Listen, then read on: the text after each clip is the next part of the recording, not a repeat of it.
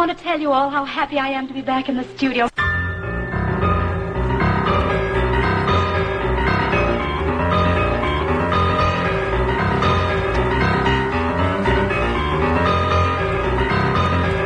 This week, the least interesting example of the least interesting get-togethers in politics was pepped up by a photo opportunity. Ming the Mirthful enlivened the snore fest that's the Lib Dem Party conference by agreeing to pose beside a toilet. Indeed, he went one better and was photographed pointing into the bowl, leading to the obvious speech bubbles saying things like along the lines of, "That's where my career is going." This was rather too easy for the caption writers, like shooting fish in a barrel, or like shooting a worker up a crane with a rifle, which is what appeared to be about to happen when some kid on a railway platform pulled out a machine gun and aimed it at a building site. Despite it being in full view of commuters in the firing line and the liberal sprinkling of CCTV cameras, the police decided not to show up, as they said there was no immediate threat to life. Once the bullets are in the air and screaming towards their targets, then call 999, and they'll leap into action and fill out a form. Perhaps the kid was playing truant from school, which school inspectors this week said was understandable, as much of school was unexciting. The education watchdog Ofsted actually said that it's no wonder kids don't show up, as school is boring. Well, of course it's boring. It's school. An automatic assault weapon, now that's not boring. Perhaps we should give them out with a free rock of crack. Anything to keep the little darlings interested. And finally, it appears that all is not rigorous truth on the internet. The people's resource Wikipedia is to stop people from editing entries after a series of questionable updates cast a shadow over its reliability. It's the encyclopedia that anyone can write, and apparently some people are found to be less trustworthy than others, which is surprising in itself. But what's really shocking is that there may be some misinformation on the internet. They'll be telling us there's pornography on it next. Hey, Luby. Hey, Nick. How are you? I'm alright. Not too bad. How are you doing? I'm super, thanks for asking. Good. Excellent. That was a hilarious picture, though. Did you see Ming, crazy name Campbell, pointing into the toilet? I'm afraid I missed that. You missed it. It was everywhere. Now, there's a man who needs to sack his PR people. I mean, for a politician to get photographed next to a toilet, I mean, that's just bad enough. But to be photographed pointing into the bowl, what's he thinking of? It's a bad look. It really is, yeah. And it didn't go well from him outside of that as well. Because when he was speaking at the Lib Dem conference, organisers actually spelt his name wrong as well. He's the leader of the party, dear. Couldn't even spell his name right. Things aren't going well for him. How do they spell it? It doesn't say. M-I-N-G? Maybe, yeah. And how does Menzies become Ming, by the way? Well, you drop the E-N-Z-I-E-S and add I-N-G. It is a peculiar one that I've never quite understood. But I grew up in Scotland, and there's a Smith's competitor called Menzies. Do they have that's them here? right. Yes, I've seen them around. Which yeah. in Scotland they do call Mingies. They call it Mingies? Mingies, yeah, which is so not an maybe... attractive name for a chain. No. It's very close to Ming-in. Or Ming-er. Yes. Yeah. But how they get from one to the next, I really don't know. Poor old bloke. Oh, that is awful. But lots of words do get changed around, don't they, in our language? But this is outrageous. In The Sun, they say, they call him Sir Ming, 66, but they don't just go with Sir Ming, they say Doddery Sir Ming. Oh, he can't get away from his age, can he? You know, some societies revere age. With it comes wisdom. And they will go to the village elders. You remember that phrase, for advice on what to do, and they're the people that run things. These days, if you've got a line on your face, you're for the ice flow. It's an outrage, don't you think? Or for surgery, anyway. Yeah. At least stave it off, if you can. Well, and it seems to be getting worse and worse, and I'm getting more and more concerned the nearer and nearer I get to somebody calling me Doddery, which can't be too long off now. I think you're a way away from Really? that, to be honest. You're very youthful looking, I think. For 66, yeah.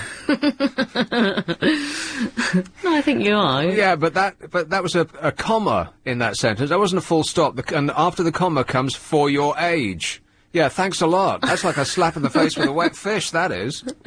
No, but I find, when I look at myself in the mirror, as I'm sure most people do... Yeah, I look at you in the mirror, yeah. No, but I find that I don't look any older at all. But, of course, I clearly do. Well, this is the curse of fame, of course, because when you see somebody every day, then you don't notice the imperceptible changes that occur on a daily basis. With yourself, for instance, you look in the mirror and you think, well, I'm still as lovely and pert as I ever was. Everybody else is thinking... because you see yourself every day and you don't notice the gradual descent to the floor of your face. Yeah. Because where it once was pert on the front of your head, now it's swinging low like a... Minger. Like a bag. Oh, thanks. And the same goes with everyone that's around you. If you see people on a daily basis, then you don't notice their advancing decrepitude. Famous people, on the other hand, always have a record of their youthful selves for us to have a quick peek at. That's you true. know, anybody that's been an actor for a good long while will have a catalogue of films which will be viewed on a regular basis. If they're anything close to being successful, over and over and over again they'll be shown on TV. Because they've got nothing else to show but repeats. It's as though nobody makes films anymore. They're all repeats. The amount of times they've had the Bourne Supremacy and whatever the other ones are called on, they have them on like twice a day. It's ridiculous. Anyway. But they can never get away from it. And this is why, you know, those silly checkout magazines... which you spend all day flipping through, I bet. I do not. are all forever pointing out, ha-ha, orange peel thighs, and looking a little bit baggy-eyed over here, and droopy over there, and... What was she thinking there? Yeah, good grief, you're fat, and all of that stuff, which comes to all of us in the end. But if you're famous, of course, there is evidence that you used to be young and beautiful. It's your duty to be beautiful. Everybody. I should get that. You should, actually. But there was actually a picture of that today in one of the papers with Jodie Foster. I don't know if you saw that. Yeah, she had a hearing aid in. That's right. Or maybe she was being instructed on... Because actors, you know, they're very dim people. Not Jodie Foster, obviously. She's a giant brain, but, you know, in general. And in her ear, it'll be going, OK, now, left foot forward. Oh, stop. But... right foot forward. In that article, they implied that she was looking dreadful. She was wearing glasses and the hearing aid. Yeah. But I actually... And they said, oh, very old-fashioned glasses, and clearly hadn't made any effort. How different she looked 2 days later at some awards ceremony. And I thought, well, of course she looks different, but she didn't look awful in glasses at all. She just wasn't all dressed up. Well, the thing with Jodie Foster is that she looks the same now as she did 20 years ago. I don't notice any difference at all. Well, a lot of the women look pretty similar, don't they? Catherine Zeta-Jones, she doesn't look much older. I mean, because the women, I would imagine... Catherine Zeta-Jones, she's like 25, isn't she? No. Come on. She's older than that. We just will always think of her as 25 because her husband is so much older. Maybe that's the trick. Marry someone an awful lot older and you'll always look young. Well, that you've got the nub of it, but not quite the extent of the trick. The trick is always be seen in the company of older, uglier and fatter people than yourself. Good tip. Yeah. I'll try. In fact, you should have a coterie of people around you that, if necessary, you have to pay to shuffle around you all the time, especially on holiday when you're likely to have holiday snaps taken of you. Yeah, that's the beach well look is never that's good right. then. As soon as you divest yourself of your vestments, then it's absolutely essential that you must have very, very... Germans would do. Okay, yeah. In little thongs with their guts hanging out. That's right. Yes. Germans in thongs should be surrounding you at all times. It would take the eye off your own, rear. Well, okay. I wasn't going to be that specific. But your own, porkiness. Yeah. well, that's not much nicer. My little fat feet. Well, I wasn't talking about you personally. This is just general advice. I'm not talking about you. You couldn't be lovelier. And I really mean that. Hey, there was a dog called Lucy in the news this week. Did you see that? No, what a good name. Nasty, vicious, yapping dog. Was it really? Yes. Well, yes or no, depending on who you believe. Magistrates saved Lucy, a miniature dachshund. Dachshund? Well, yeah. Dachshund. I've heard dachshund, you should pronounce it, but I've always said dachshund, which is... Dachshund. Yeah, all right. Well, I don't know either. A miniature dachshund from being destroyed, one of those irritating, yappy dogs. You know, I'm right about this. All yappy dogs should be put down, shouldn't they? There's no getting around it. That's absolutely correct, isn't it? Proper dogs, proper grown-up big dogs that are actually like a dog, not some sort of China thing that your granny used to put on either side of a fireplace. Proper dogs, that's okay. You know, things that look like a dog, not the things that look like something that fell off a charm bracelet. No comment. Yap. I'm correct.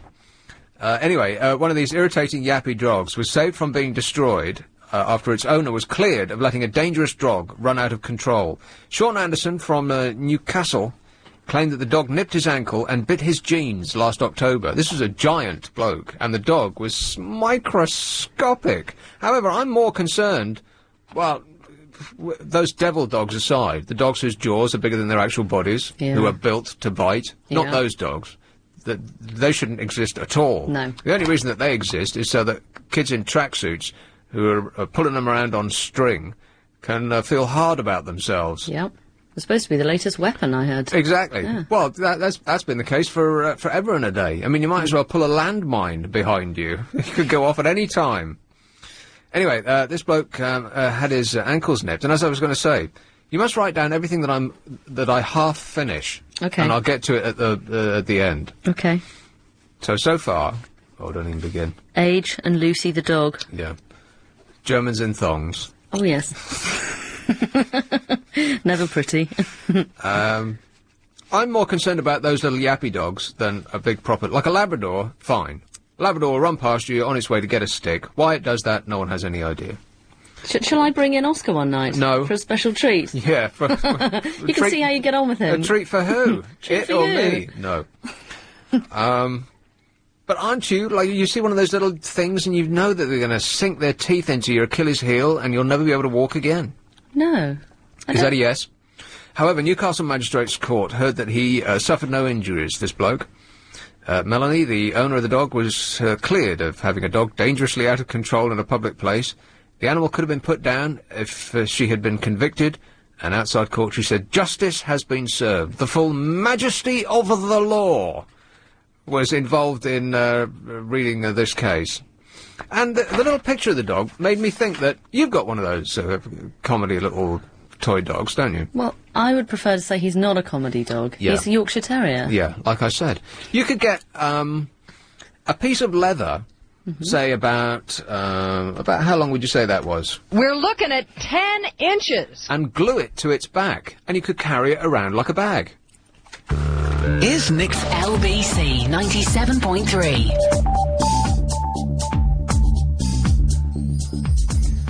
So, and I was going to say the number, and it was written above my head, but now it is no more. And I haven't committed it to memory, because I never usually say it. So you're going to have to do it, Luce.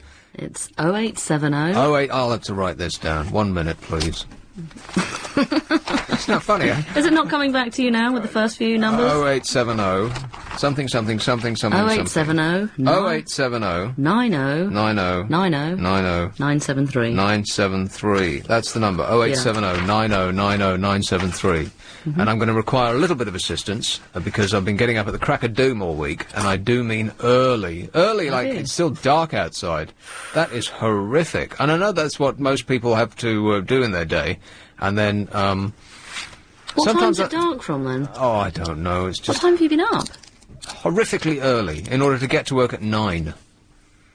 Which is no time in the morning to be playing rock and roll. But that's what I was doing anyway. I mean, coming to work and suddenly it's Black Sabbath, and you there's an alarm clock for you. Yeah, that'll wake you up. Yeah. Oh, you couldn't shout at the telly all morning. It does. It's an eye opener. It really is. Not my favourite shift. Early. Particularly because of the way in which you have to get to work. Now, if I could do the show in my underwear at home, poking my eyelids up with matchsticks so that they stay up. That's fine. But getting up when it's still dark and then heading out to the tube, when you know that even if you've just showered, perfumed and powdered yourself, you're going to be covered in a sheen of sweat from top to bottom as soon as you get off the tube. Yeah, I know, Awful. I hate that. Anyway, so that's what I've been doing all week, and I'm wiped out. Have you even done it today? Yeah, but not early. Oh, okay. But this will be... You've still done a shift today. That's right. You are a slave to work. Yes, I know. It's hard being you. I'm a little trooper. You are. Shut up. So, no help yet. Maybe we didn't say the number clearly enough. We? 0870 90 90 973. I'm unused to saying it. It doesn't sound right coming from me. All right. Well, here are the topics that I've got. Yes. I'll give you the A list and the B list. Okay. A list. Biodiesel versus the jungle. A lot of people are moaning and whining and complaining that we're using petrol and using up the Earth's resources. Are you writing this down? Yeah, help me remember. And using up the Earth's resources. But biodiesel is actually working in the opposite direction. So that's that. Is that you've just done it? Well, I suppose so. I could go into more detail if we Right. selected this topic. Okay. Girls hate gadgets. Antiperspirants. If you're shy, it's possible that you will become a mass murderer. We've done that before, haven't we? Have we? Yeah. I'll remove that one then. The hyphen has gone from our language. The motto... All right, how about this one? I'll dive straight in. I found one I like anyway. What, already? Yeah, deodorant. You won't like it. No, I'm sure I won't like it. But I'd like to hear what I shouldn't be sticking under my armpits. Antiperspirant. That's the answer to your question. That's what you should not be sticking under your armpits. Scientists have discovered a potential link between deodorants and breast cancer. High levels of aluminium, which makes up 90% of the antiperspirant part of most products, were found in the breast tissue of cancer patients who had undergone mastectomies. And this not only affects women, it affects men as well. I mean, if it's affecting women like that, look on your face. If it's affecting women like that, then it's going to affect us too. And as soon as I read this, I went to examine the product that I use, and right there, right at the beginning of the ingredients list, aluminium. Yeah. I've actually bought one without aluminium. Oh, one of these rock crystal things. No, it is a roll-on, but I've stopped using it. Just didn't feel effective enough. I mean, I wasn't ponging, but Well, I was sweating. I'll be the judge of that. Yeah, well, there's the difference, isn't there? There's there's the thing that doesn't make you smell, and there's the thing that stops you sweating. Two different ingredients. And that's the aluminium, presumably, that's stopping me sweat. Yeah, that's right. That's the good stuff. Scientists have previously warned that aluminium could be absorbed through skin, particularly after the armpits are shaved. Oh. The Toiletries Association said, oh no, it's not. Oh, well, I feel all right then, though. Yeah, they're freaking out over there, because, I mean, the amount of money that we spend on smelling nice, or more accurately, the amount of money that we spend on not smelling badly, is gigantic. I mean, if you go to the supermarket, the only thing that's got more shelf space than deodorants is crisps. With the possible exception of cat food. Oh. That is a bit... The trouble is... But what can you do? Exactly. Walk around like a French person. Or not shave my armpits and put deodorant on. Why do British people get the idea that French people are smelly? That's ludicrous. The British people are known the whole world over for a virtual allergy to soap and water. Really? Yes. I mean, only recently have people stopped saying that they take a bath once a week. That always used to be... yeah, absolutely. That always used to be the case. I'm not dirty. I had a bath last Sunday, people Who will says say. this? That's how the Brits are viewed. I think people, you know, in the north. Manchester, Newcastle. Not to make any generalisations. Places like that. Obviously, not in London, not in the metropolis. I'm absolutely certain that it wasn't too long ago that it was considered the norm in this country to only bathe once a week. Oh. I couldn't get up in the morning if I didn't bathe or shower. Could you? Well, when I was going to work... Oh, yeah, on your early shift. Did you yeah. have to do that? Yes, I did. I showered when I got back, so I was cleansing myself once daily. But just not for your colleagues. Well, when you're sat in a studio with 3 panes of glass between you and anybody else, it really doesn't matter. No, and aircon. And all of the air of whatever stripe is being sucked out and replaced with... I really don't know where that air comes from. I'm sure it's not doing us any good. And it's been cooler, so you're okay. That's right. Yeah. So are you giving up deodorant, or have you given it up? Do you wear the little crystals? You know what? There's so many things that we do, we put on ourselves on a daily basis that are going to kill us. That if we start to eliminate them one by one, then we won't be breathing the air in anymore. No. I'm sure breathing the air in on the tube is killing us. And I've said this before, and I think I'm absolutely right about this. The deathly pallor of people on tube trains is, I'm sure, the cause of 2 things. First of all, they're all getting up too early, and they're squeezed in too tight. And any germs from one person can be easily transferred to another.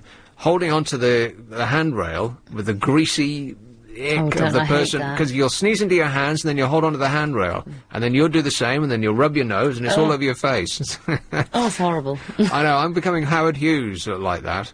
I don't like it at all. I wash my hands whenever I get somewhere. Yeah, in winter it's okay because you can wear gloves, but in the summer you'd look like the Queen wandering around with a pair of gloves, wouldn't you? Are gloves actually hygienic, though? Surely, if it's all going into the fabric, I think that's even dirtier. I'd rather be able to wash my hands instantly, otherwise you've got to wash your gloves.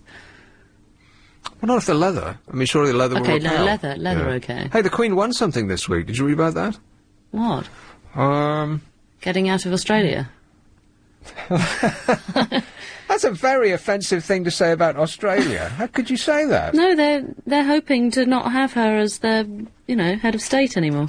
I think it's 50-50, isn't it? 2010. Yeah. Australians. Well, it might not happen, yeah. A raffle prize of 2 bars of soap and bath oil was won by the Queen this week. How funny. Organisers couldn't believe it when a winning ticket was pulled out with... Now, I don't know if she wrote this herself, but on a raffle ticket you have to write your name and your address. And on the raffle ticket was written, The Queen, Buckingham Palace.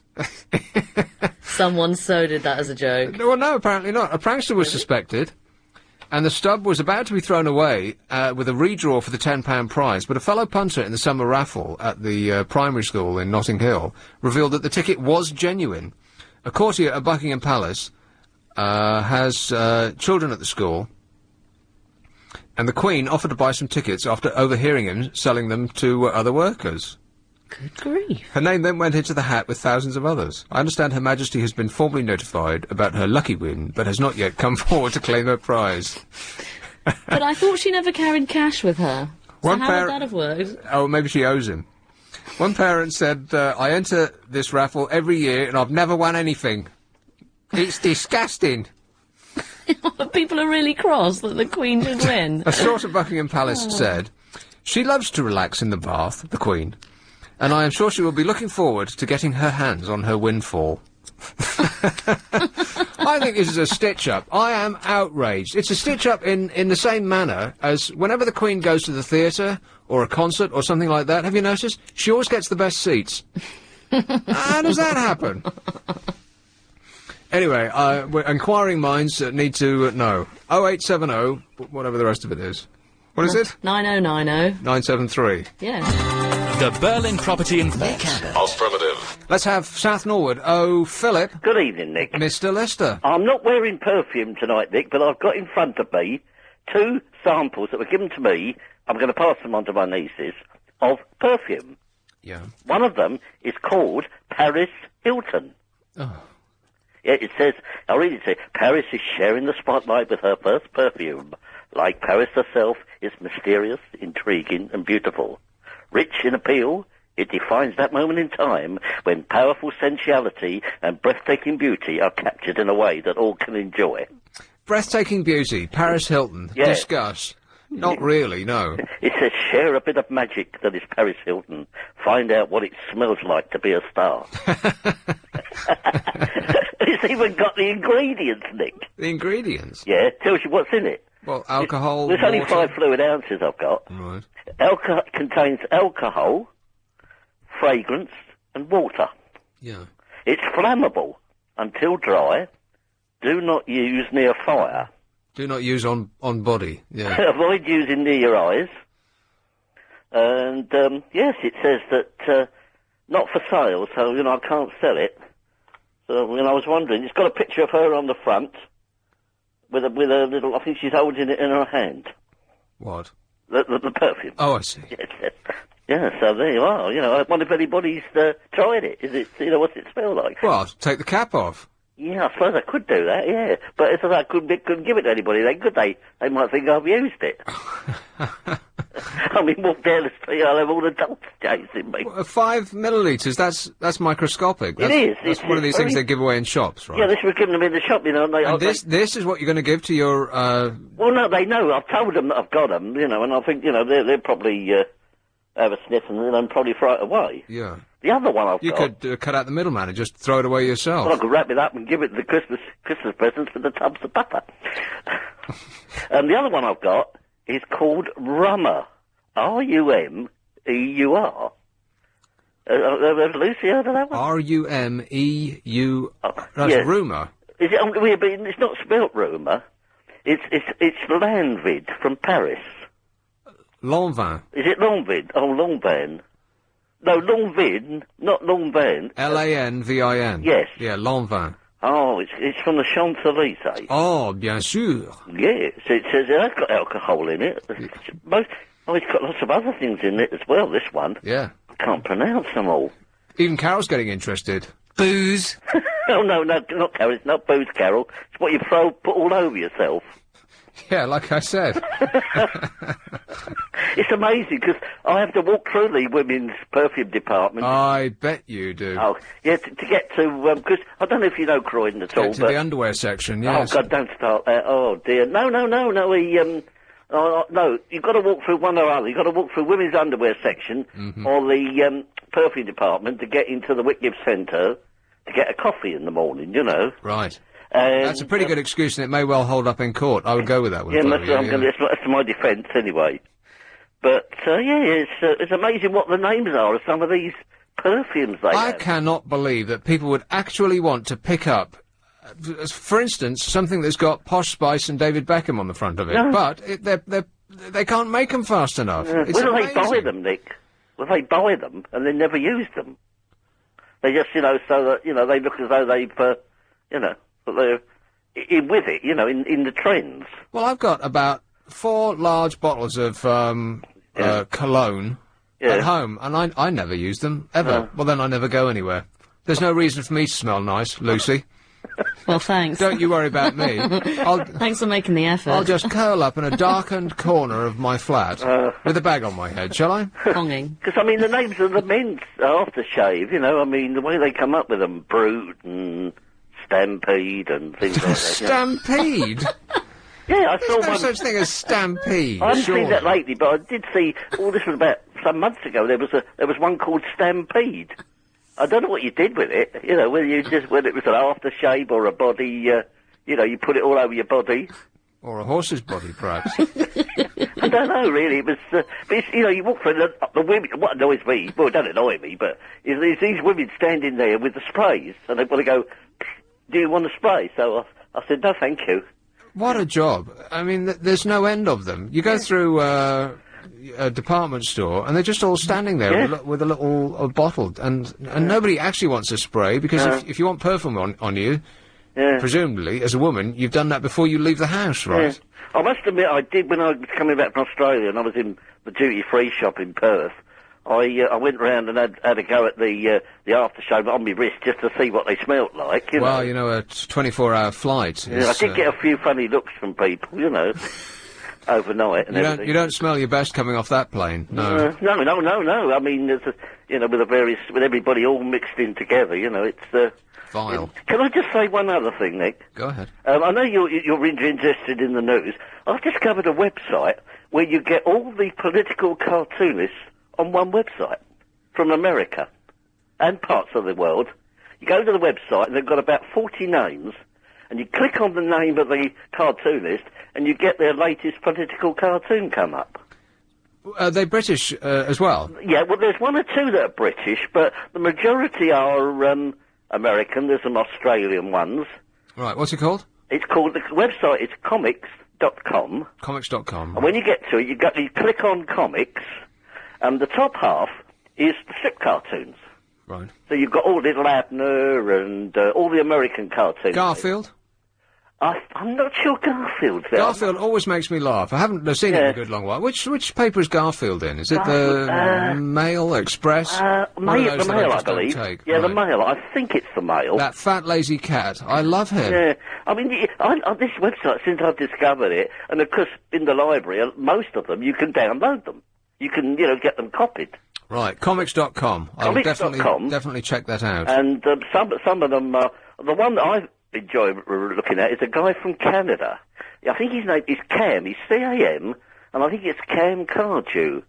And there was one about the foot and mouth in this country, which had this farmer, and the farmer's standing there, he's got British Farmer written on him, and there was this big hook round his neck. And it had on the caption of the hook, and they call it in America, they don't call it foot and mouth, they call it hoof and mouth. Well, that's more accurate, yeah. And underneath it said, the colon of the British farmer.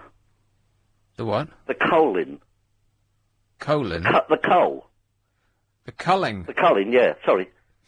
So, it's the way you tell them, Philip. I'm sorry, no, it's late at night, isn't it? But as I say, this website is really good, I get a lot of fun out of it, Is it even funnier than that? well, yeah, I mean, that's just one. It's just... Anyway. I'll take a look. Give it a look, Nick. Thanks a lot, Philip. Okay, all the best. Ta-ta.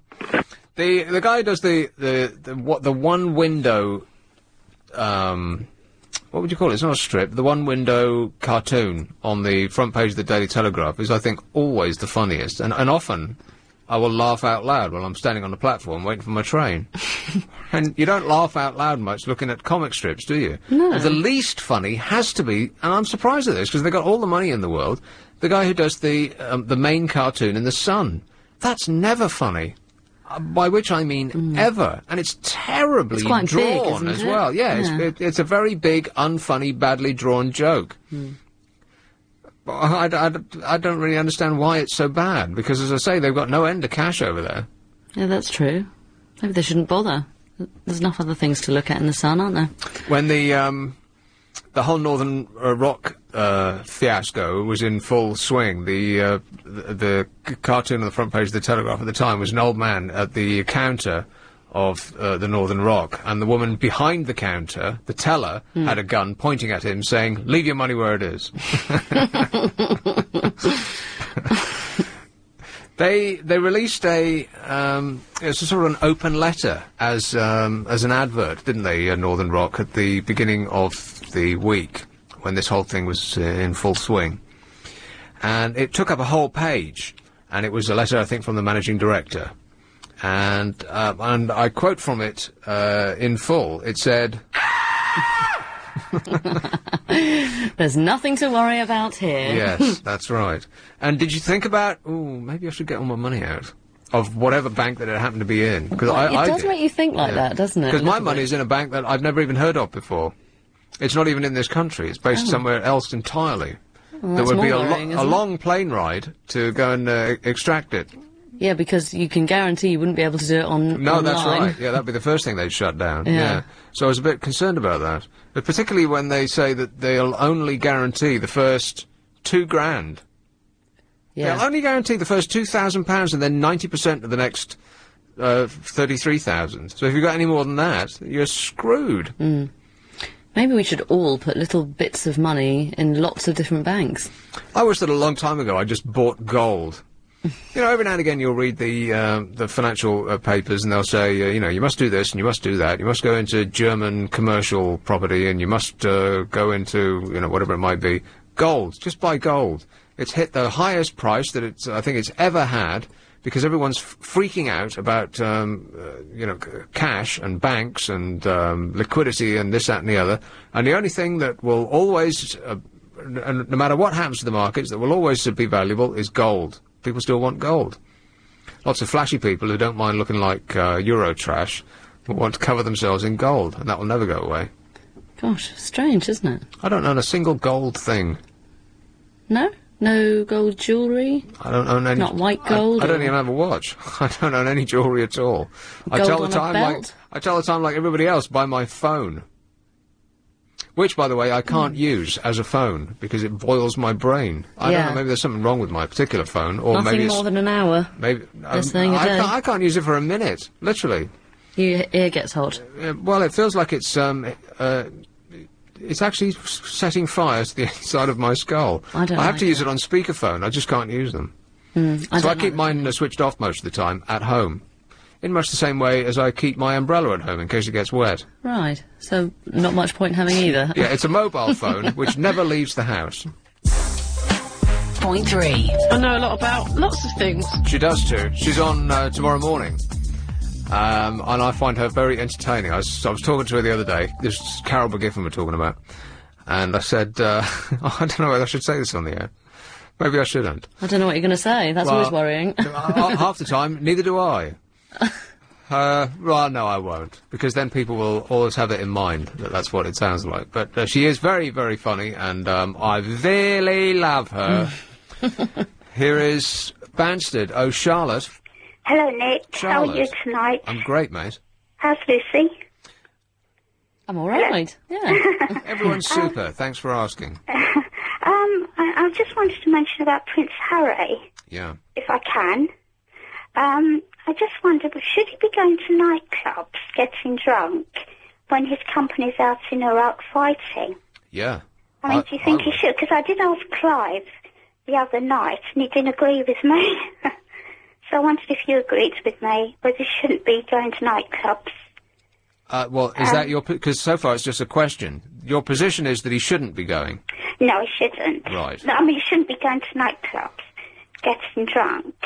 Well, listen, if I had 10 million quid in the bank and I was 22 years old and good-looking and sexual conquest was as easy as breathing, then I think I'd be out and enjoying myself too. But, I mean, his company's out in Iraq probably maybe getting killed. Yeah. And do you think it's the right thing to do? I know this source said in the paper today that the Blues and Royals sources said that they didn't see much about that. They shouldn't be doing it. He shouldn't be doing it. Well, his company said. Well, what's he supposed to do? Sit there at home with a rug on his knees, watching Eamon Holmes with his mum? Yeah, but he did say... with his grandmum, not his mum. Yeah, well, he said he wanted to go, didn't he? And they told him he couldn't. Yeah. But I still think... I mean, what he actually wants to do is be a professional polo player. Right. And just, waltz about the world, picking up fillies. Yeah, so Clive didn't agree with me either, so he doesn't sound like you do. Well, I'm not really that bothered. I mean, people like that, they just go and enjoy themselves because it's a life of Riley, isn't it? Who was Riley, by the way? But I just think maybe the people, their parents are over in... People was over in New York. But you know what? Whether he enjoys himself or not is not going to make the slightest bit of difference to the outcome over there, is it? Well, not really, I still think he shouldn't be doing it, really. All right. Well, I'll note that down and pass it on, all right? Yes, Thanks, okay, Nick. Thanks, Charlotte. Bye. Cheers, my dear. Ta-ta. He was snorting vodka. Did you read about that? Now, this is a drinking game that I haven't actually taken part in, and doctors were harumphing at the very thought of it. But he's, I don't know whether it was a treat or I've seen people do it whether before. it was a forfeit or a treat. But you put, as far as I could tell, you put a capful of vodka under one nostril and then snort it up. How hideous. Up through your nose. Oh, I can't think of anything worse. Well, it's not very elegant. Oh, wouldn't it kill? Wouldn't it really hurt your nose? Well, apparently it goes into the bloodstream really quickly because it bypasses the stomach. Yeah, but, okay. And goes straight out through the lungs. But is there any worse feeling than when you've got water all up your nose? When you're choking on it? Like, if you're in the swimming pool and you feel it all coming out of your nose, it's a hideous feeling. Right. And the thought of actually ingesting it by choice that way just seems wrong to me. There's no fun in that. Well, I think that Prince Harry would... Disagree with me? Yes, that's right. Well, I'm sure. But maybe when he has a few more years on him, such as I do, he might look back and go, that was a crazy thing to do. No? Maybe. Because I think often we do kind of silly things when we're a bit younger. Yeah, exactly. He's, 22 or something of that order. Yeah. And, I mean, would you like your life at 22 to be held up for public gaze? No, of course not. I mean, you wouldn't even want your parents to know. You wouldn't. Let alone the whole of the rest of the world. Can you imagine? Yeah. Every time you get drunk and your parents see it all across the papers. Exactly. Dear, dear. So let's not feel too sorry for him, but let's not judge him by rules that we wouldn't like to adhere to ourselves. That's true. Hey, there's there's going to be a motto for Britain. Did you hear about this? What's it going to be? Schools, libraries and government offices are to display a new national motto as part of our Dark Overlord's plan to instill patriotism in the British public. Whether we like it or not. This has nothing to do with instilling patriotism. This is just another cheap publicity. It's just making him look good. What, do we need a motto for Britain? Has anybody even thought of such a thing? No. No. Every public building will be emblazoned with the words which are intended to reflect national values. What? I mean, how much is that going to cost for a start? Are they going to actually chip it into the stonework, or just nail a poster to the wall? Probably. There'll be some guy with a spray can. Stick a plastic thing. It'll cause a whole load of problems because, of course, any of the nice old listed buildings, old libraries, they won't be able to stick the post on it anyway, will they? The statement could also be included on passports and birth certificates, and ministers hope it will be become as well known as France's motto of liberty, equality, fraternity, and America's In God We Trust. I thought that was just what they put in their money. Is that America's motto? I don't know. I haven't really thought about their motto particularly. The exact words of what will be known as the Statement of Values have not yet been chosen, but the government has said it's keen to involve the public in a selection process. No, it's not keen to involve the public in a selection process. It'd be like one of these things where everybody gets to vote, and then they'll choose what they thought of in the first place, and say, oh, well done, this is what you came up with, just exactly what we wanted you to. How strange. It's thought that members of the public will be asked to come up with 5 or 6 word slogans. I hate these things. You know, when you answer a competition that's really super easy, like if you go to a shop and you say, "Hey, have a 2-week holiday in Mauritius on us." Finish this sentence. Yeah, and all you have to do is answer this question: where is the holiday? Ethiopia, Darfur, Mauritius. And as a tiebreaker, finish this sentence in 20 words or less. I want to go to Mauritius because. I just give up immediately because I'll never be able to come up with that. So this is what we want, between 5 or 6 word slogan. So maybe we should do that. Yeah, maybe we should.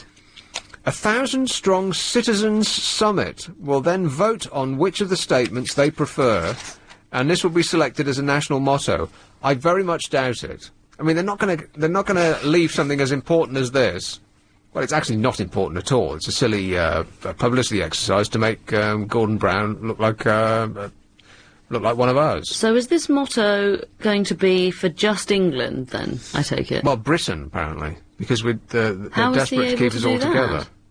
Okay. So we can include everybody? I suppose so. Oh, that's strange. Okay, so have you thought of some... Yeah, I've got one. Oh, have you? 5 words. Yeah, so it fits. A Downing Street spokesman confirmed that the plans are part of the Governance of Britain Green Paper, which sets out to install a sense of value in British citizens. Have you ever heard of anything so wishy-washy and airy-fairy and ridiculous? The government is now in the process of developing the Statement of Values. You know, people are dying from cancer because we have some of the worst treatment rates of that condition in the Western world. People are coming out of school unable to read and write. 10 million people are out of work in this country. It's something like 1 in 4. It's something incredible like that. And this is what they're spending all their time doing, because this is what they thought, oh, we'll get a lot of great headlines from this. It'll make us look like we really care. The British public will be involved at all levels, they say, and there will be a series of events around the UK to gain as much input as possible, to gain as much publicity as possible. It's like magicians. You know, magicians, they'll say, they'll do something with their left hand. They'll wave it in front of your face to hide what they're doing with their right hand. So the country's crumbling, but they're waving this thing in front of us. Hey, you can take part in this. It'll be fun. We really want your opinion, they say. So that's that then. You are free to do whatever we tell you, says the government. So as long as you pick the phrase that they have in mind, then everything will be fine. It'll be a winner. Yeah. If not, you're going to jail. In fact, maybe that should be the slogan. You're going to jail. You're going to jail. 4 words. So 6 words or less. Possibly a bit more optimistic than you're going to jail. All right. Okay, here is something that represents Great Britain in 5 words. 5 words. Yeah. And I challenge you to come up with something more representative of this great nation of ours. That should be etched in stone on every public building. It should be in our passport. In fact, we should have it tattooed on our foreheads so that there is no mistake when we go abroad. And it is, let's get drunk and fight. Wait.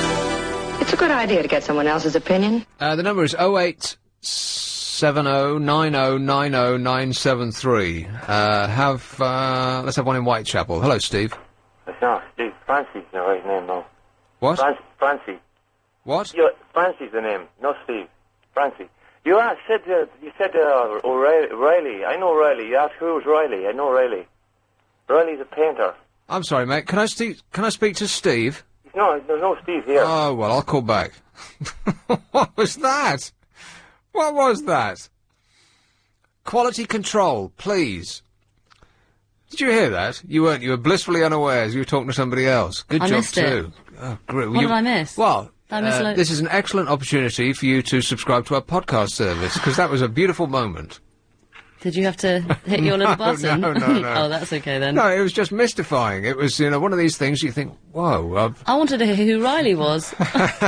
Did he tell you? Or again? Oh, that's what that was. Yes. Oh, maybe I've done him a disservice. I just couldn't barely understand a word he was saying. Are you still there, mate? No, quite right. He's gone. He's probably in a half. Well, you've upset him now. Well, maybe, but I didn't know what was... It was mystifying to me. Okay. I mean, it really was. I mean, how long ago did I say who's Riley? And you just came subtly and went. slipped it in. Yes, I know. I wasn't I think that's the beauty of it. Well, I suppose so. Yeah. Isn't it? But it said Steve on my screen, which you wrote, right? Yeah. And he said, no, Steve's not here. Oh. And so immediately I'm thinking... Well, who are you then? Yeah. So who was he? I've got no idea. You told me he was called Steve. It was just an odd moment. But I myself would like to hear that back. So I will subscribe to our excellent podcast service, which is at lbc.co.uk/LBC+. Orky/Docky. She makes me laugh every time. But no, I do thoroughly recommend it. It's on our website, as is, a whole host of other exciting things. Yeah. Which Lucy will now name in full. Here is Wood Green. Hello, Margaret. Hello. Margaret. A motto. A motto? Yes. On y soit qui mal répond. Yeah, I think that's been taken. I think it has, but it's a good one. All right, cheers, my dear. Another satisfied customer. Well, it's all going swimmingly, don't you think? Everything is going extremely well. I'll say. So what have we talked about so far? We've talked about the tube. It's killing us. Antiperspirants, they're killing us too. Yappy dogs are annoying us to death. Ageing, Ming the Liberal, Germans in thongs, the Queen wins a raffle. What else? That was in the first half hour. I didn't note down anything that happened in the second half hour. I think we'll all better pretend that it didn't happen. And we'll be back shortly. It'll be much better, I'm sure. On 90... Honey, how are you?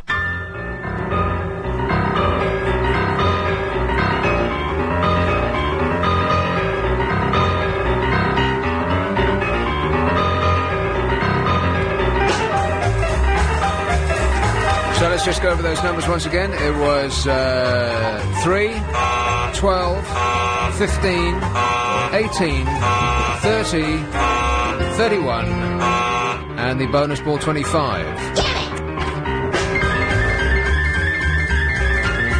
Always a disappointment, but what a super game. Especially if they're advertising with us. Yes.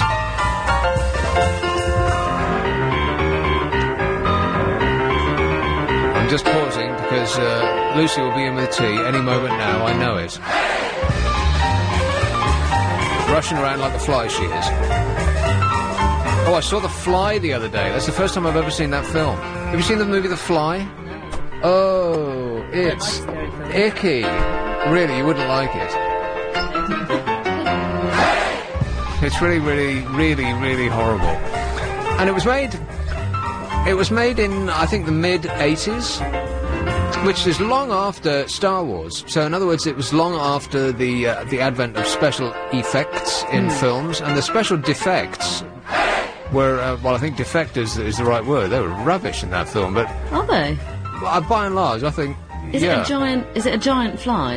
Is that the idea? Well, don't tell us. Well, everyone's probably seen it. Well, you know, Jeff Goldblum is just weird. There's just something weird about Jeff Goldblum. He's just sort of otherworldly. It's like an alien. Oh, I see, right, okay. No, I mean, generally, he's like an alien. Oh, I see, I thought you meant the fly was like an alien. But I presume that was it as well. No, you're just not listening to this show. Jeff's like an alien. Yes. I get it. Jeff Goldblum, he's just a bit... There's something a bit strange about him. Don't you find? Well, I've not met him, but... Oh. Are you getting annoyed with me? Very difficult. You know, the actor, Jeff Goldblum, you know, Yes. he appeared in the Dinosaur movie and now I run out. Oh, the Alien movie is coming in, the Aliens from Space, Independence Day. Okay. All of those big right. blockbusters he's appeared in. Okay, now I know. And always something a bit, you think there's a bit, you know, I can't quite put your finger on it, but there's something a bit strange about this bloke. Well, come to find out that The Fly is really the film that defines him. He is fly-like. He's got these great big bug eyes, and he's a bit insectoid. Ooh. And he turns into a fly in this film. And it's one of these films that really you should have seen years ago. Yes, exactly. It's almost as bad as saying that you haven't seen The Godfather.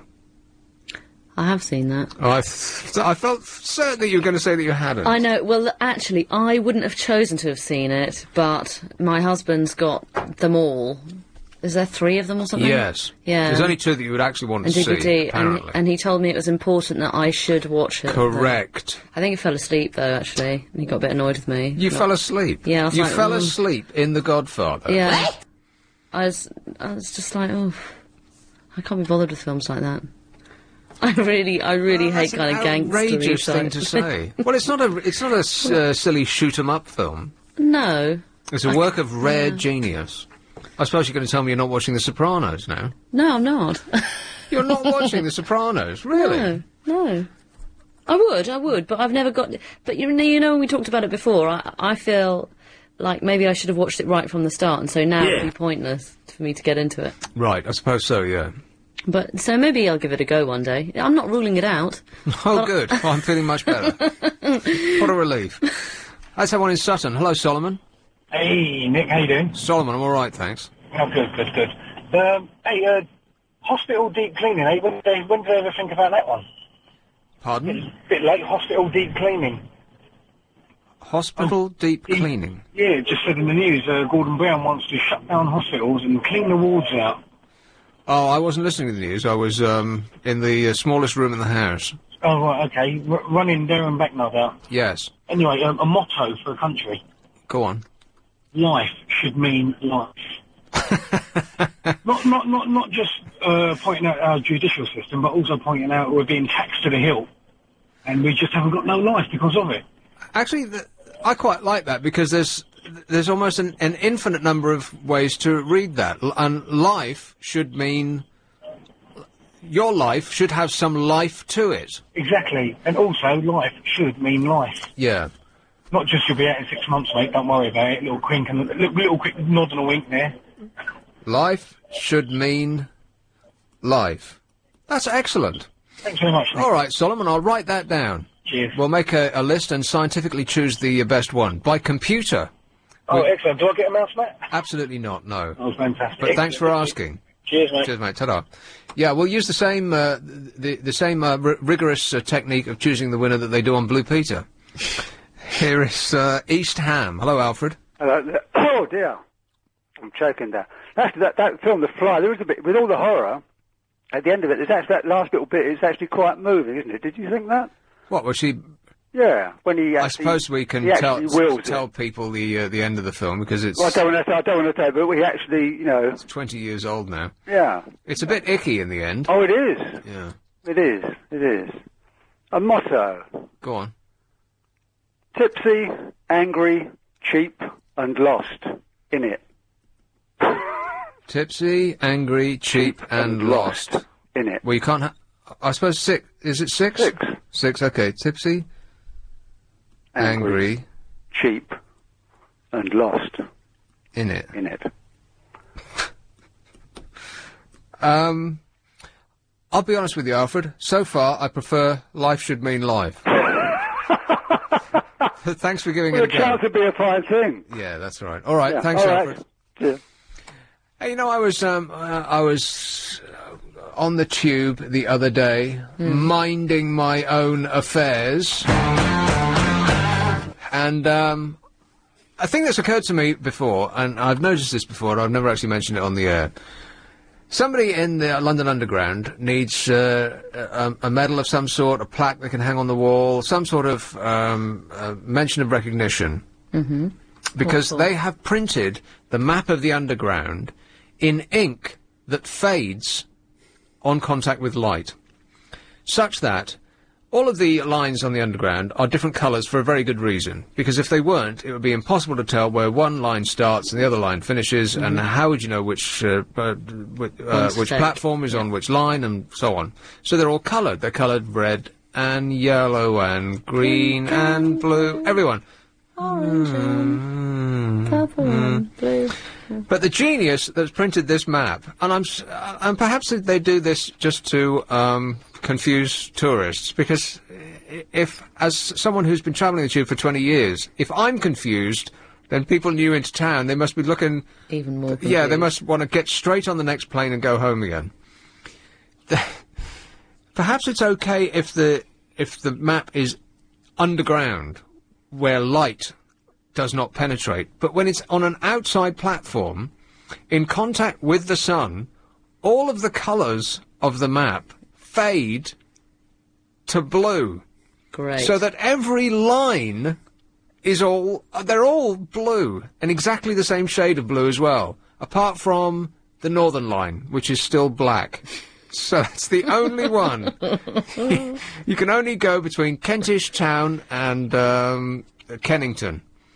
The two places that begin with K. Can you believe I chose those? Well, K is a funny letter. K, Q. Those are the two funniest letters of the alphabet. K and Q? Yeah. Are they? Why? I've no idea. It's just true. Are. Yeah. Okay, fine. So that's the only line that you could actually navigate. All of the other lines are a faint blue. Isn't that ridiculous? That's They daft. chose an ink that fades on contact with light. Genius. Very, very clever indeed. Could they not just replace it? Well, I don't know. So whoever came up with that, congratulations, mate. You're doing a great job. You keep it up. Perhaps it's the same person who's decided now that station announcements in Earl's Court are to be made in Italian.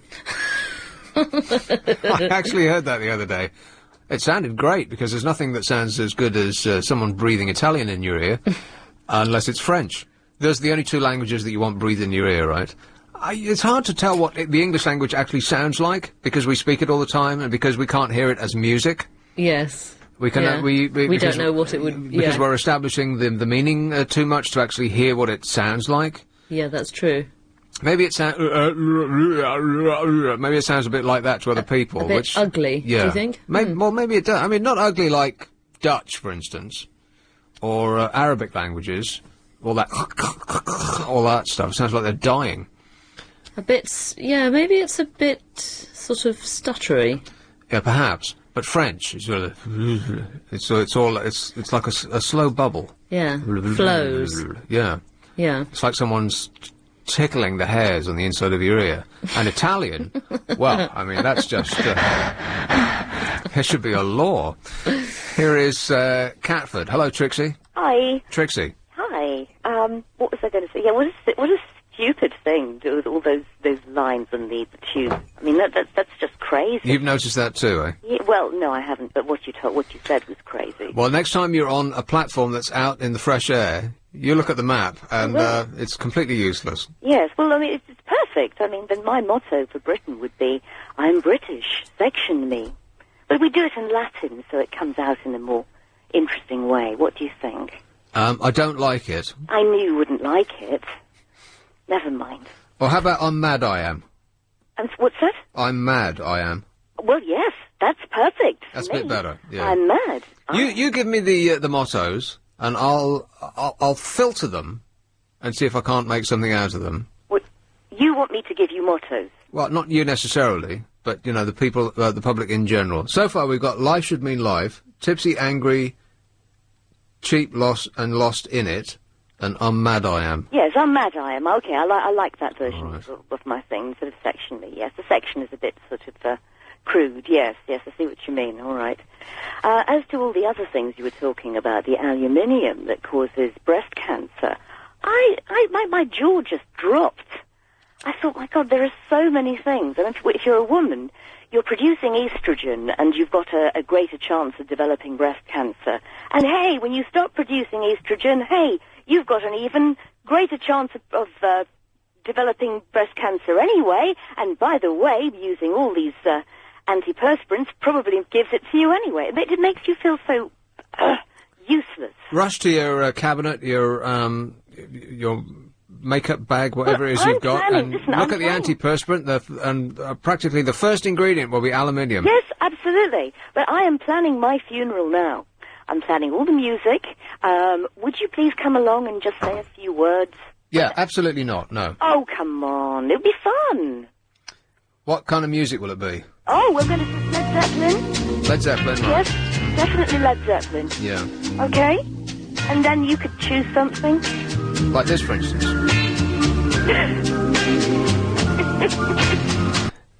Maybe not. That doesn't exactly sum me up, does How about this one?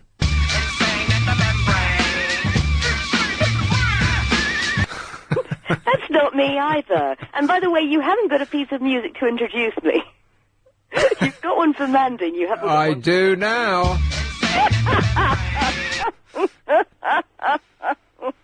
See? It fits perfectly. Oh, all right. Anyway, thanks a lot, Trixie. All right, now I'll expect you at my funeral, all right? Well, you die first and I'll show up then. I will let you know, all right? Okay, ta-ta. Take care, bye. Yes. Have you tried to get some of the Led Zeppelin tickets? No, £125. No, I saw Page and Plant when they did their tour, and they played Kashmir in a very sort of an Asian manner. And then I saw some industry gig that they appeared at in Shepherd's Bush Theatre. What do they call it? Shepherd's Bush Theatre, almost certainly. The theatre on Shepherd's Bush. I know exactly the one you mean. Yeah. Is it called that? Maybe it is, yeah. The Shepherd's Bush... Not the Shepherd's Bush no, is it not Empire? Anyway, whatever that theatre is that's pointing at that hideous just round that roundabout that they call Shepherd's Bush Green, that one there, and it wasn't crammed in there.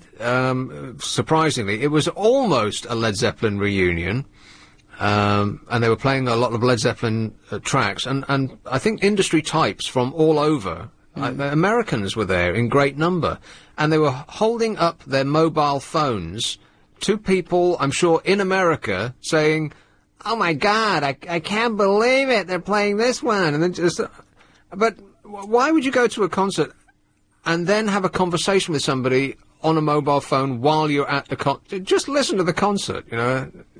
Maybe they were recording it so that they could take it home with them. Oh, yeah. That's probably what it was. That would be an excellent quality recording as well. But it would be a little slice of history to keep forever, wouldn't it? I guess. I don't know. I'm just trying to think in the mindset you might go, There's oh, no look, good reason for it, other than saying, I'm here and you're not. But I mean, can you imagine what the quality listening on the other end of the line is? Some of my friends do that occasionally. Because I You work... want to cut them out of your life. That's a ridiculous thing to do. They sometimes go to clubs or whatever, and if they know it's a song I like, they'll record a bit and send me it on my phone. In a club? Yeah. But not that kind of club. Cheesy clubs, obviously. For my awful taste in music.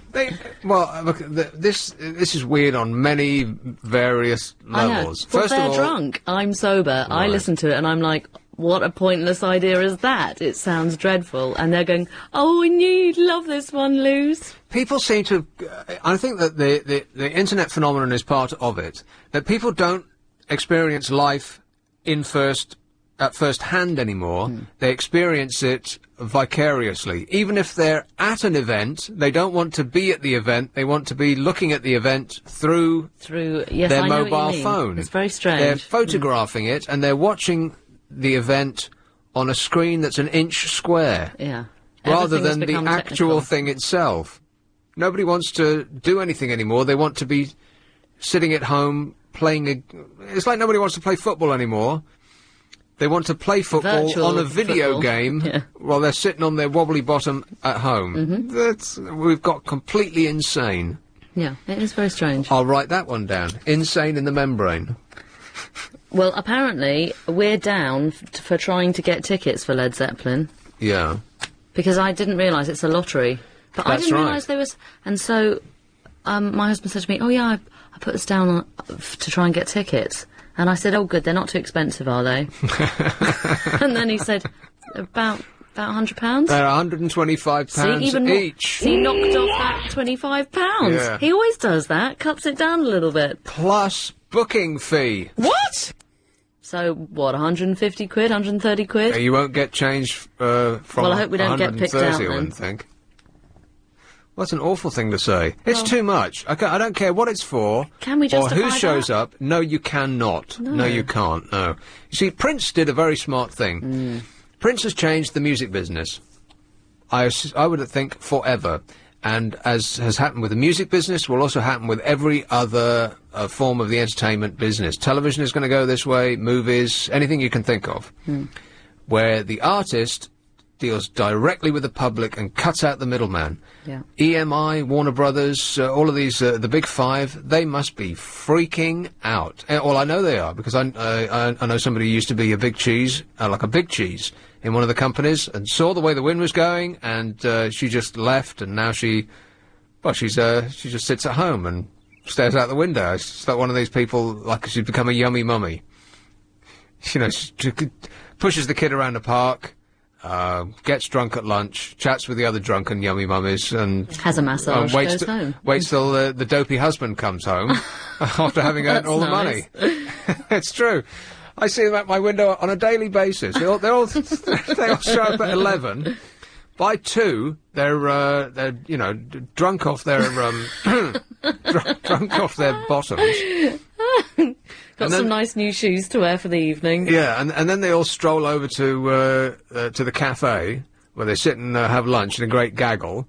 And then they look at their watches and like about 4:30, they say, oh, better get home. Because the other half will be on the way back. Had a busy day. Yeah, and they want to, and as soon as he comes in the door, they want to be, they want to have a yellow duster in their hands, as though they've actually been doing something all day, instead of yakking their face off with their yummy mummy chums. Sounds like a great life. Oh, doesn't it just? Yeah, life's one long picnic. Meanwhile, the dopey husband is out there killing himself, having to go at 6 in the morning, struggling to work on the tube, to make enough money so that she can continue to do nothing. I'm sure that most mums are very busy. I'm sure it's a rare occurrence for most mums. to be Well, able to I go would out and imagine meet that their these mummies, they have maids for a start to Ah, do all right. the cleaning, and then they would have nannies to do all the wiping or whatever it is that babies need.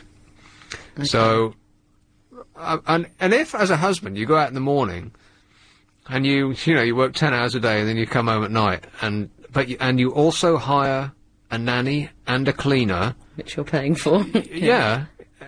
Yeah, doesn't it across their mind? What is that? Is What's the my wife doing? actually doing? Yeah, it's like I am a slave to her. Are we past a break, by the way? We are. Oh. Good grief! If I've gone this far past a break, you must wave your arms in the air and look as though you're panicking. This is LBC. Come on, we're running late. Anyway, as I was saying, Prince. He's changed the nature of the music business completely because all music executives are running around with their head in their hands because they don't know what to do. What are we going to do? What are we going to do? They say. Because nobody's buying CDs anymore.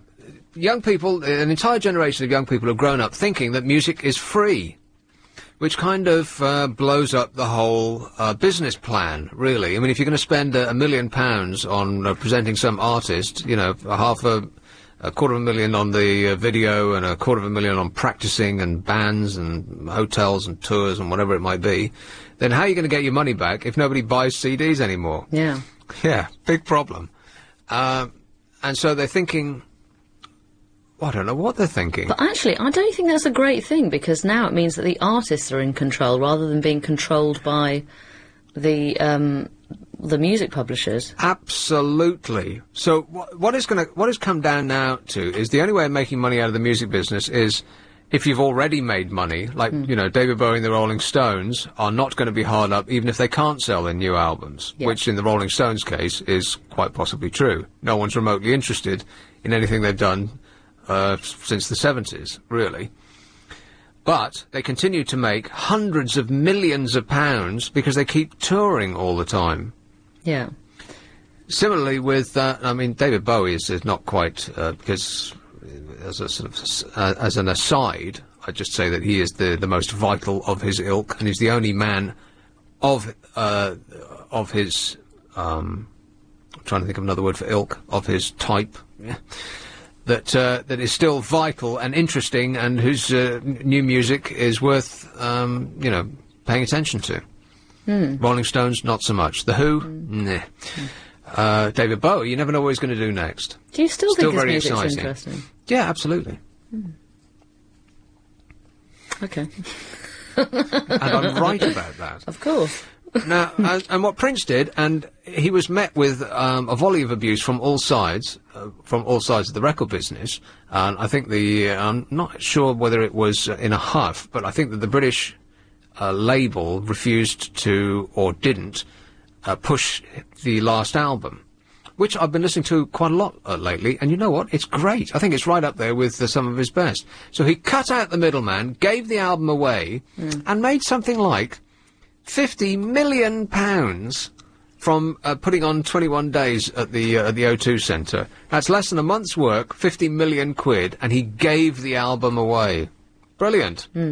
Thereby changing the music industry forever. It's fabulous. And American television companies are doing the same as well. They're making a series which you can buy on iTunes, and you'll see it on YouTube. And so everything that we know is about to change. Mark that down. Are you disappointed with your LBC 97.3. Would you mind telling me what this is all about? So far, it's about the Queen wins a raffle, Germans in thongs, Ming the Liberal, ageing, yappy dogs, antiperspirant, the Tube, perfume, cartoons, Northern Rock, snorting vodka, the music industry, Who's Riley, The Fly, Tube maps, Sound of Languages, music at funerals, Led Zeppelin tickets and Prince. That's a short list of the topics that we've covered so far, none of which are of interest to this audience, apparently.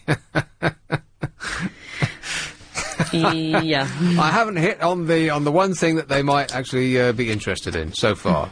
I've got an idea. Go on. I'm cooking roast pork tomorrow, and I don't know what to have with it. Oh, here you go. I went to a top person's restaurant the other day, and I ordered something, and I've got no idea what it is. Oh. Because now I'm delving into the meat section of the list. Oh, no. That means you've had something dodgy, doesn't it? Yeah, and, what was it called? It was called tête de veau.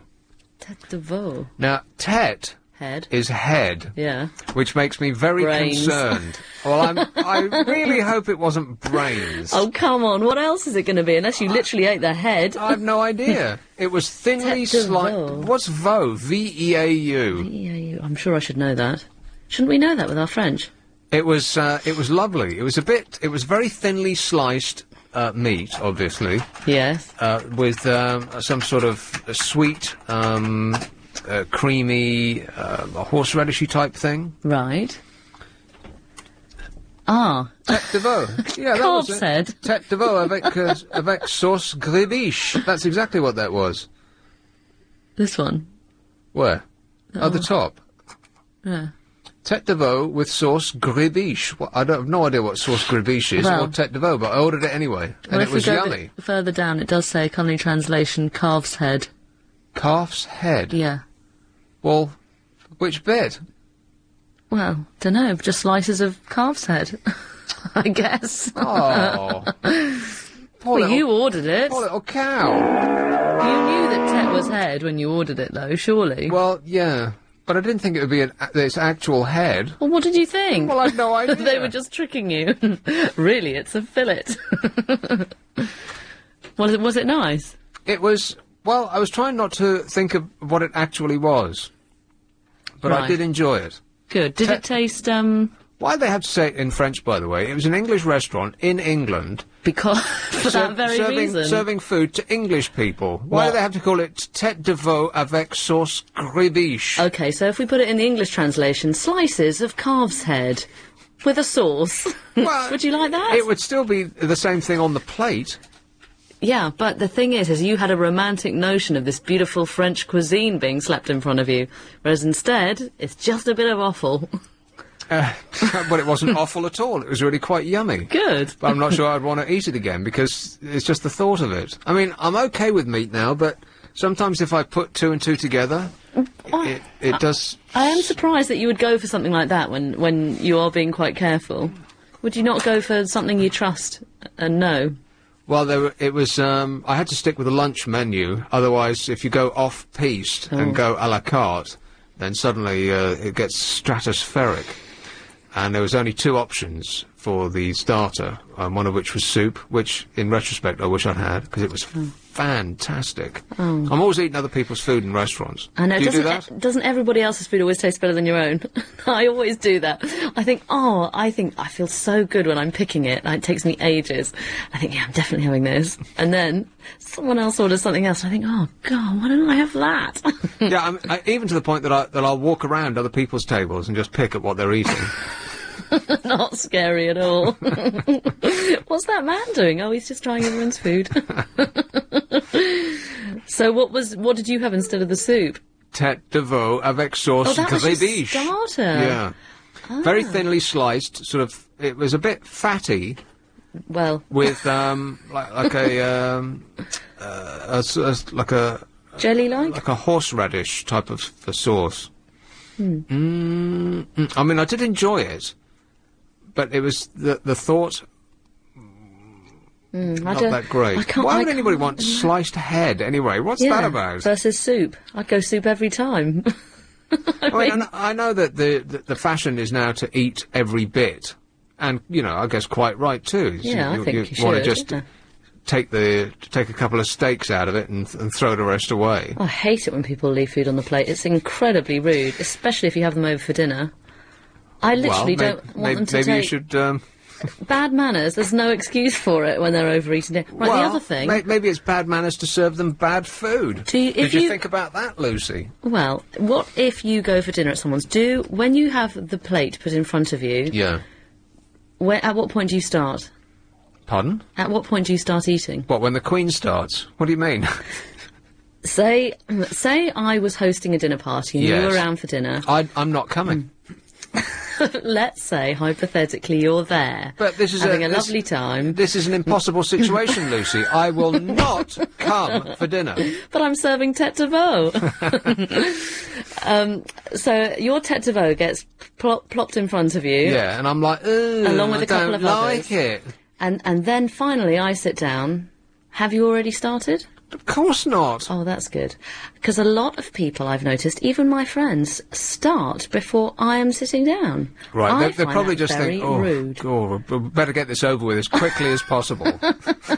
I actually feel angry about it, though, Well, when it I would happens. think so. To the point that I'm quite on the verge now of going, excuse me, everybody, I'm not sitting down yet. Yeah, that sounds like a really enjoyable party. It's a bit Margot-ish then, isn't it? I can't really do that. That's really rude. How can you start before everybody's sat down? Well, how do I make the point? I feel like I want to No one teach has people any these manners anymore. Be polite! Be polite. Yeah. It's not like they don't know, surely. I actually wonder, maybe they don't know. Well, how can you not know that you don't start before, I mean, not just before everybody's sat down, but the hostess? Well, I don't know. I find it very strange. But I don't know how to make the point subtly that I'm cross, because then it annoys me for the rest of my meal that I've cooked, and I think, oh, how jolly rude. Well, so you've only got 2 hands, right? So you can only bring 2 dishes from the kitchen at once. Yes. And so, and you put it down, presumably there's, what, I'm always 6, last, obviously. 6 or 8 people? Yeah, say 6, All whatever. right, 6. Yeah. And so the first 2 get it, and then there's 4 people at the table, including you, swanning in and out from your luxurious kitchen, who haven't got any food. And the 2 people who've got their food first, they just start to eat? Yeah. Well, what's that? I just think it's extraordinary. But the thing is maybe I'm a bit too snooty about these things. Maybe it shouldn't be you are very snooty, there's no doubt about it. Thanks. But about this particular thing, You're with me? right. Yes, absolutely correct, sir. Well, you can come for dinner. I'm told you I'm not coming. I don't want to come. I'm busy. Forever? Yes. Whatever day of the week it is, I can't come. Okay. And I can't come for a very good reason. What's that? Because I don't want to. It's because you're too snooty, Luz. Oh, right, okay. And you've got one of those irritating yappy dogs. Very poor. He, of course, would be perfectly behaved. Yeah, well, throughout. I wouldn't. No. Plus, I wouldn't be able to park my car. I mean, I only just got my car broken into the other day. Yeah. In as salubrious area as this. Somebody ripped my, smashed it through the window and ripped my glove box off and nicked my sat-nav. Not good. The stuff that happens when you haven't got your assault rifle. I mean, I just wouldn't you like to deal out some curbside justice? I know I would. I wouldn't be able to park my car over at your place. I wouldn't not even with a police escort would I be able to come over to yours. Because where you used to live, I would have come there. Oh, it was stunning. You should have seen it. Beautiful place it was. With, it was a little house made of gingerbread. Little Tweety birds above the door. Tweet, tweet. With roses over the front door. And little lambs gambling. Little did they know that their heads would be part of the dinner. Yeah.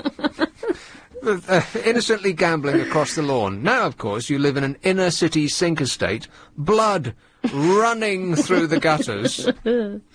You got mouse urine all over the kitchen. There's rats in the pantry. What am you going to do? How'd you like the new place so far, Luz? I hate it!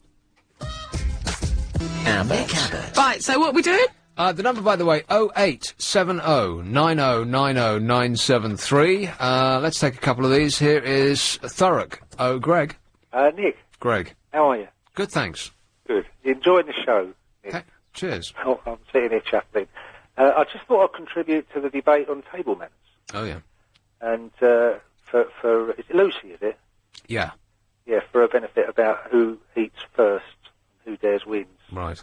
Yeah, she's right. The etiquette is that you are supposed to wait until the hostess sat down, or rather till the last person's been served. Yeah, Yeah, of course. But the etiquette also says that they're supposed to wait unless the hostess tells them to start straight away, not to wait. Right. So the onus is on her as to whether she's going to be giving a formal dinner party or an informal one. Well, now... So she can't assume that her guests know until she doesn't say anything. Then they think, right, we're in for a formal night. Because she has to put a message across to her guests on what kind of evening they're to expect.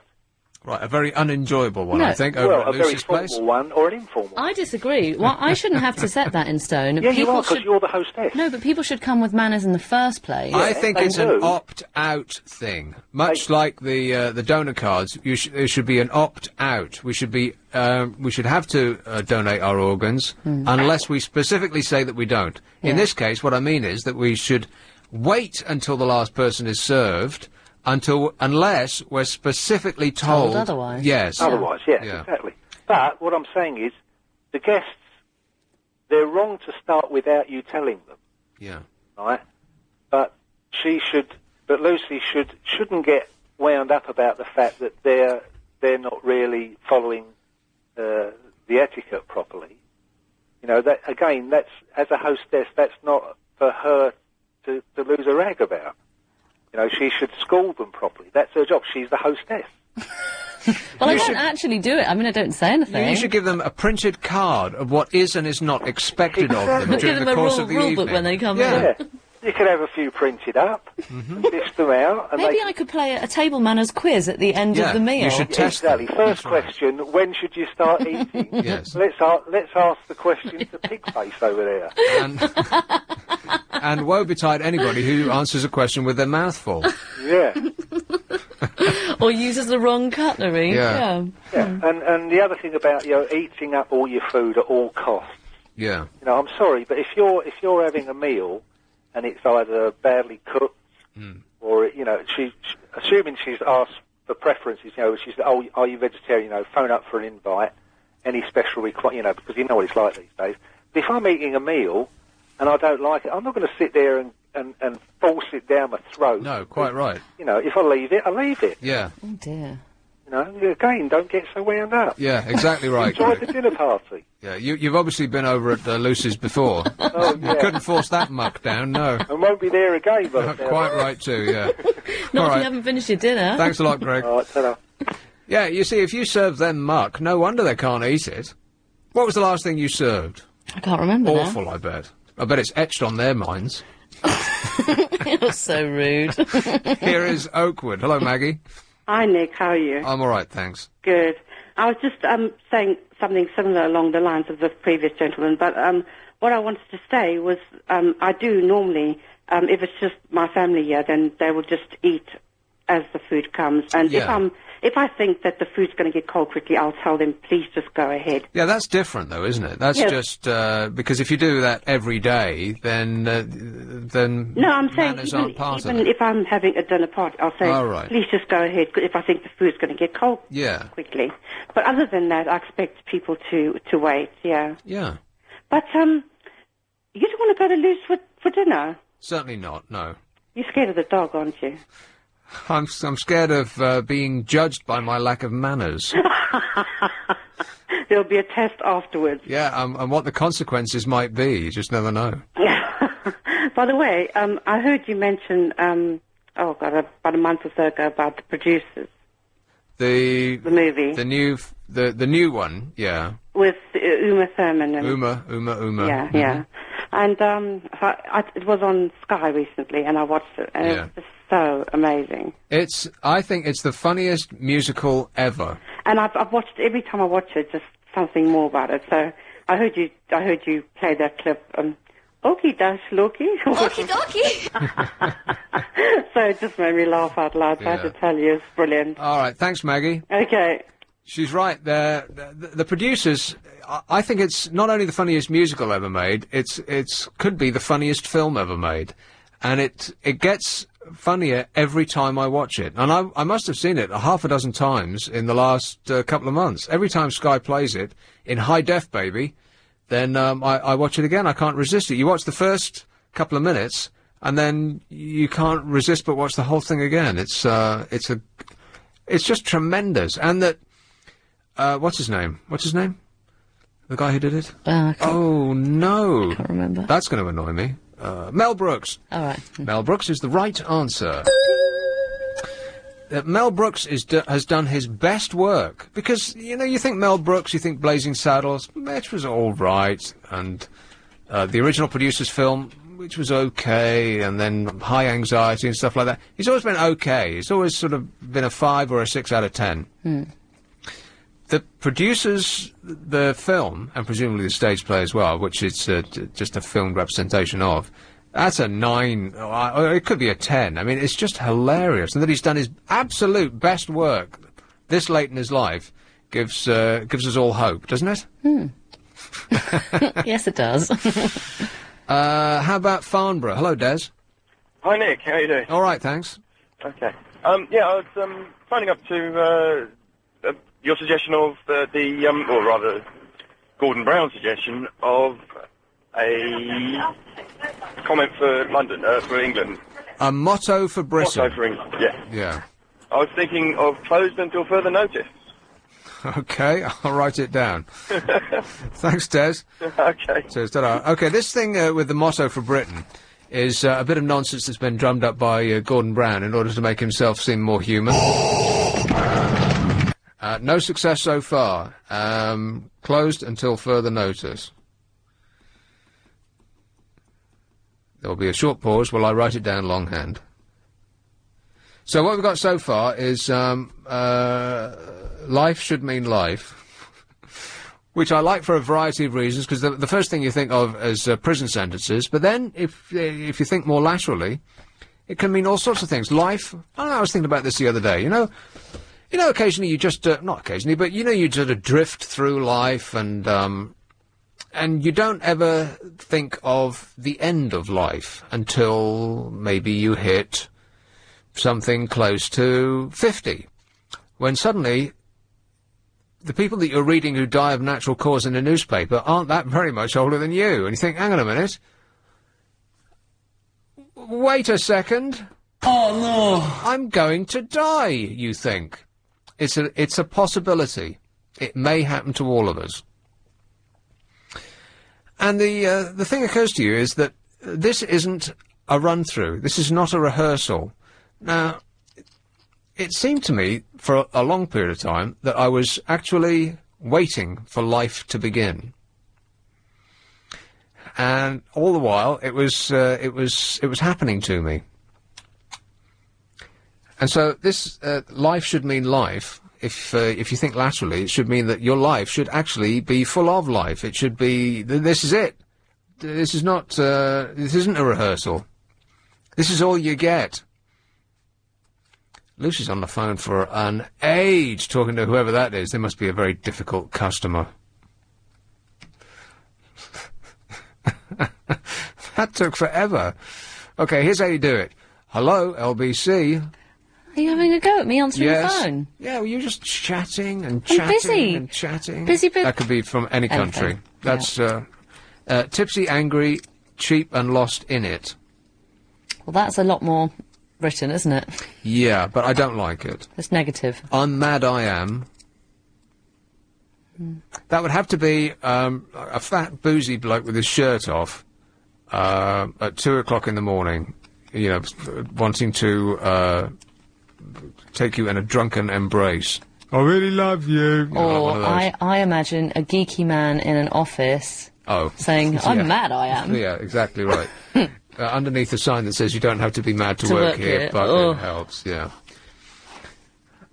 People must still have that. Do you think? Yeah.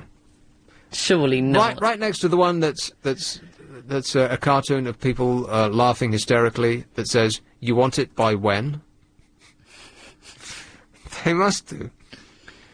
Closed until further notice. I think mine's best so far, the one that I started this with. Let's get drunk and fight. That wasn't the actual phrase I had in mind, but it's the one that I can say on the air. Let's get drunk and fight. Yes. Yeah.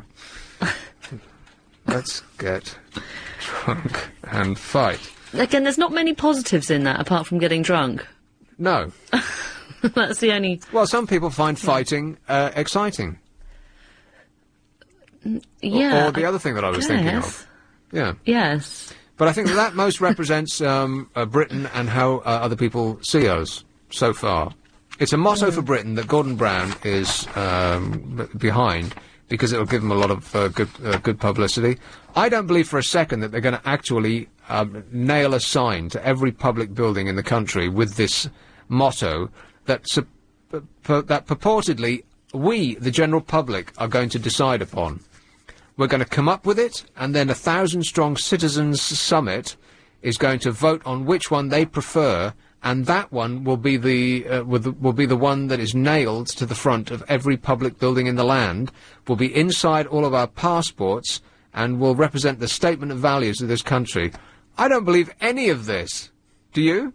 This will be one of those things that that unless they come up with the exact phrase that they have in mind, will just be quietly forgotten about. Well. But, you know, at the moment he's trying to drum up a lot of support to make himself seem more human. Proactive. Well, just more human. Let's take it one step at a time, shall we? And this is part of that, for a snap election, perhaps. Gordon the Gopher It. Let's have Dagenham. Hello, Zach. Hi. Zach.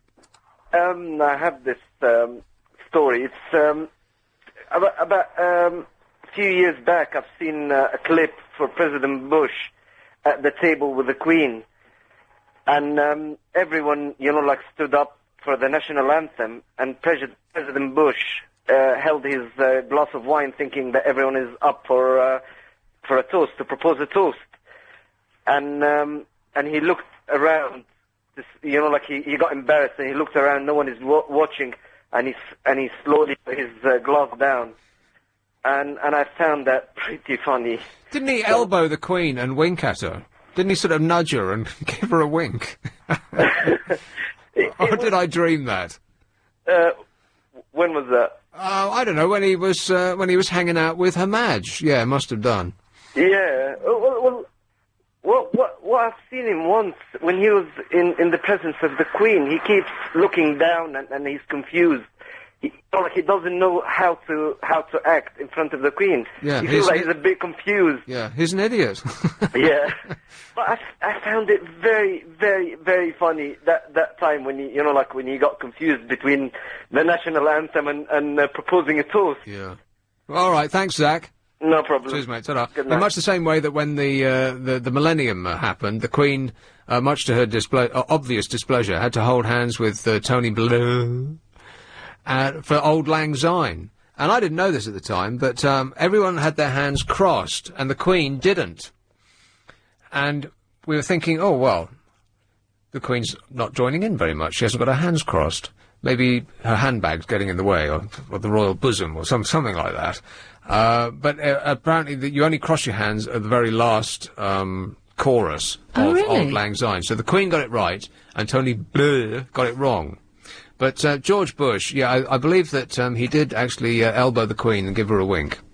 He's an idiot. Absolutely. 50,000. I'm listening, dear. You can talk to me. 0870 9090 973. Here's West Hendon. Hello, Andy. Hello. Andy. Yeah, I phoned up. I caught your bit about food etiquette. When you should start to eat or something. Yeah. And I've always been told that it's etiquette to start eating if you have hot food put in front of you. You don't have to wait for everybody to be served if there's a lot of people. Right, I wonder if this is actually a sort of a middle-class thing where they're... because if you served hot food to aristos... I'm sure that they wouldn't even wait to be given their knives and forks. They'd just get their face straight in the plate, wouldn't they? Of course. I mean, they wouldn't be remotely interested in etiquette at all. No, because they're hungry. And, yeah, the dogs would be on the table, and they'd probably be shooting deer through the closed window while they eat, that sort of thing. Oh, right, okay. So I think it's Arivist, small-minded, middle-classery you're guilty of there, Luce. Oh, thanks for pointing that out, Andy. Well done. Thank you. Cheers. Bye. No, but I'm with you. People should wait till the hostess sits down. After all, it is the hostess. Yeah, and the exactly. mostess. Well, I'll be the judge of that. The correct etiquette when you're going around to Lucy's place, when to eat, is as soon as you leave, and the Chinese has been delivered. We're right, not a moment too soon. When do we start? Tonight. Good. I'd like to get in, get on with it, get it over with, and get out. Get it? Got it. Good.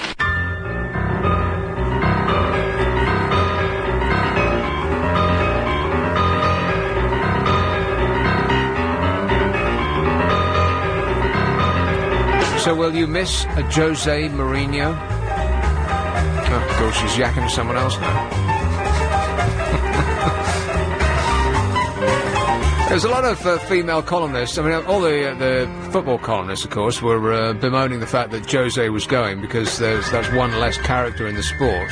I mean, most managers in the English game are sheepskin jacketed oiks who all parrot the same 10 phrases over and over. Well, it's going with 2 R's and, it's just so dull. Jose, on the other hand, you never know what he's going to say next. He personality. Well, he actually says what he's thinking. Yeah. Whereas most people, as I say, they just parrot the same phrases over and over and over again. Regardless of what's actually happened, it's just always the same thing. You might as well just... David Bowie used to write his lyrics by writing unconnected sentences on pieces of paper, cutting the sentences out, throwing them in the air, and whatever came out first was the next line in his song, the cut-up method. Seriously? Yeah. This is almost exactly the same as listening to a Premiership football manager. Unless it's Arsene Wenger, when he always starts, well, of course, and Jose Mourinho, and you've got no idea what's going to come out of his mouth. So that's one less character in the game. And the football columnists were bemoaning his parting. Although, it seems to me that they were always saying, boring Chelsea. Your typical Chelsea result was grinding out another 1-0 win. Boring! Exactly. So maybe Roman was right. Yes, but wasn't the criticism more at the money that, what's his name? You might as well Roman. sit on the beach and order the tide to go back. The money is going to be pouring in ever greater quantities as But that's what's made Chelsea boring, isn't it? All the money that's been pumped into them. Of course not. What nonsense. Of course it isn't. It's, what's made them boring is because they play boring football. Yeah, but Jose wasn't boring. No, he wasn't. No, but under his tutelage, they produced boring football, and there's no getting around that. They actually did. I mean, I would always rather watch Manchester United play than Chelsea. Now, I know it's going to upset That's a lot of tomorrow, Londoners. isn't it? That's Yeah, we're playing pork and football round at ours, you see. You do what? We're having pork and football round at ours. Well, I think that's a little too much information, Luce. Roast pork. But anyway, I can't get into a football conversation because I'm absolutely hopeless at talking about football, and I'll really, really make a mess of it. Well, me too. No, you know much more about it than me. I know nothing. I only know through having it yacked at in my ear. But so the football commentators were on one hand, but then in the softer side of the newspaper, at the back there, the women commentators were, at least in the papers that I was reading, they were also bemoaning his leaving. Oh, he's so lovely, they were saying. He is very dishy. Oh, shut up. He is. I do think he's quite special. Oh, why did you have to say that word? What? Special. What's wrong with that? He's very handsome. You realise he's only 4 foot tall? I don't care. He's also got a Yorkshire Terrier. We have a lot in common. Yeah, exactly. I've got no idea how tall he is. No, I'm sure talking he's not about short, that gnome who does the sport on BBC Breakfast News, how irritating is that man? I am serious. This morning he was, and they'll give 30 seconds to the latest F&M problems. And I said this last week, but every time I read that in the papers, I always think, F&M. What's happened at Fortnum & Mason? For foot and mouth. Oh, right. Sorry. It should be hoof and mouth, shouldn't it? It should be, yeah. Yeah, cows don't have feet. They do have heads, though. So yummy. can't believe you ordered that. No, I can't either. Tete de veau. I thought, oh, what the hell. What did you follow it with? It was lovely. Pollock. It sounds awful, but it was absolutely delicious. It was the best fish dish I have ever had. Pollock fish. Oh, it was indescribably lovely. Well, there you go. Yeah. Looks like the papers are here. The red line's flashing. Where was I? What was I talking about? Deathly silence all round. Sorry, I missed that bit. What was I saying? You said the papers are in, and they are. No, before that.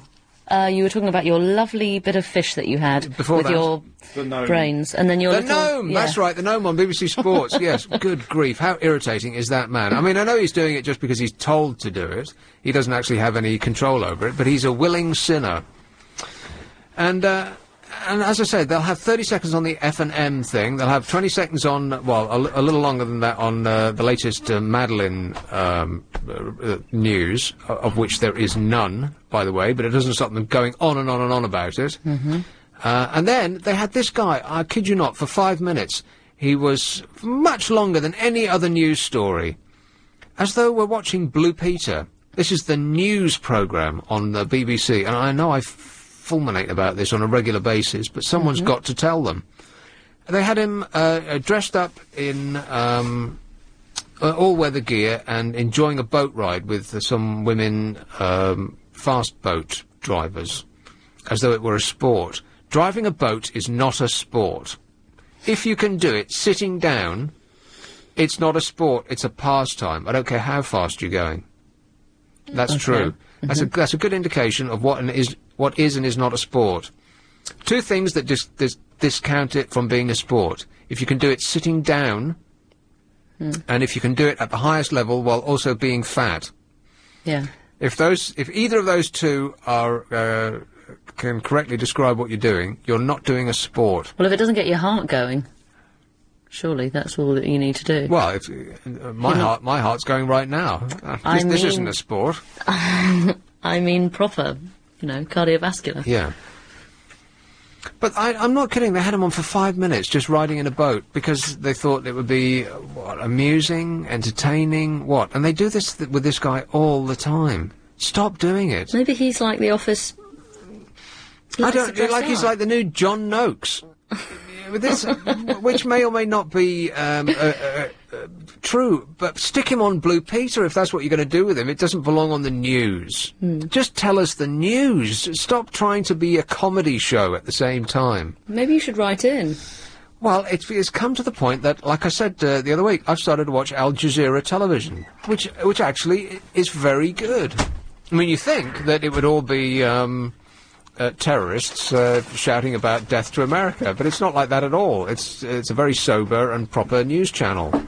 I mean, I don't get it on mine because we're not with Rupert. Yeah. Diddy David Frost is on there, so I mean that's right. They've got some big names actually. Yeah, so that allows it some gravitas. Yeah. There's quite a few of the big ones. So if you're a little sick of BBC Breakfast News turning into Blue Peter. Then go and check out Al Jazeera. It's not as scary as you might think. No. Here is Barnes. Hello, James. Hello, Nick. Yes, right. Jimmy Barnes. Hey. That's it. Now, listen, was that, just going back to what you were talking about, is that how they do the policies, the politicians do the policies these days? And I'm throwing up all the words and seeing what comes down. Oh, I'm going to sneeze. What? I'm going to sneeze. Oh, it went. I hate when that happens. I was all ready to be excited. Oh, well, it was my conversation that set us off, obviously. I don't know. Maybe. Yeah. Yeah. Is that how they do the policies these days? Almost certainly, James. Right. How about "Don't follow us, we're lost" for the motto? Right. How about the bad news is we're completely lost. The good news is we're way ahead of schedule. Too many words. You're right. Too many words. I'll think about it. Think about it. See if you can refine it, distill it. yeah, and as soon as I've distilled it, I'll be enjoying a couple of pints of that myself. Thanks a lot, James. Absolutely. Cheers. Ta-da. Right. So the peepers, I'll take a peep at the papers in just a minute. Lucy's busy sorting the wheat from the chaff, and there's so much chaff. 0.3. Me love you long time. And I really mean that. 0870 90 90 973. This is, a little alarming. Drug dealers are offering luxury and economy cocaine to put the drug within reach of younger people such as students and others on low incomes, the report disclosed yesterday. The cheaper version, at about £30 a gram, is more heavily adulterated with additives. Oh, great. The higher quality grade at £50 a gram is offered to more affluent customers. A poll of drug workers by Drugscope charity suggested that growing numbers of children and young adults are seeking help for addiction. It's actually as sophisticated as they've got 2 grades now at different prices. Oh, that's scary. How is the war on drugs going, by the way? Fabulous. Yeah, that's what I thought. Yeah. So let me feel the weight of the news, Luz. Why don't you go ahead and bring it in? Well, you don't want the whole lot, do you? Haven't you sorted it out yet? Yeah, I have. Yeah, well, But that's why you won't get the weight of all of it, because I've taken out all the bits and pieces you didn't want. Let me feel the weight of the actual news. Okay.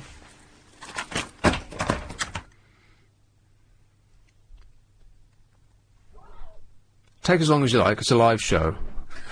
Sorry. I suddenly became a bit clumsy. Oh, that's not so bad. It's not too bad, is it? All right. Well, I'll go through this after the past. Okay. And I think there's some are missing here. We've got the Sunday Times, Telegraph. We've got the Observer. Boring. I haven't missed any, have I? Express, Star, the Peephole, the Mirror, the Mail, and the Snooze of the World. Yeah, I guess that's all of them. Yeah. I didn't give you the Financial Mail. Did you want that one?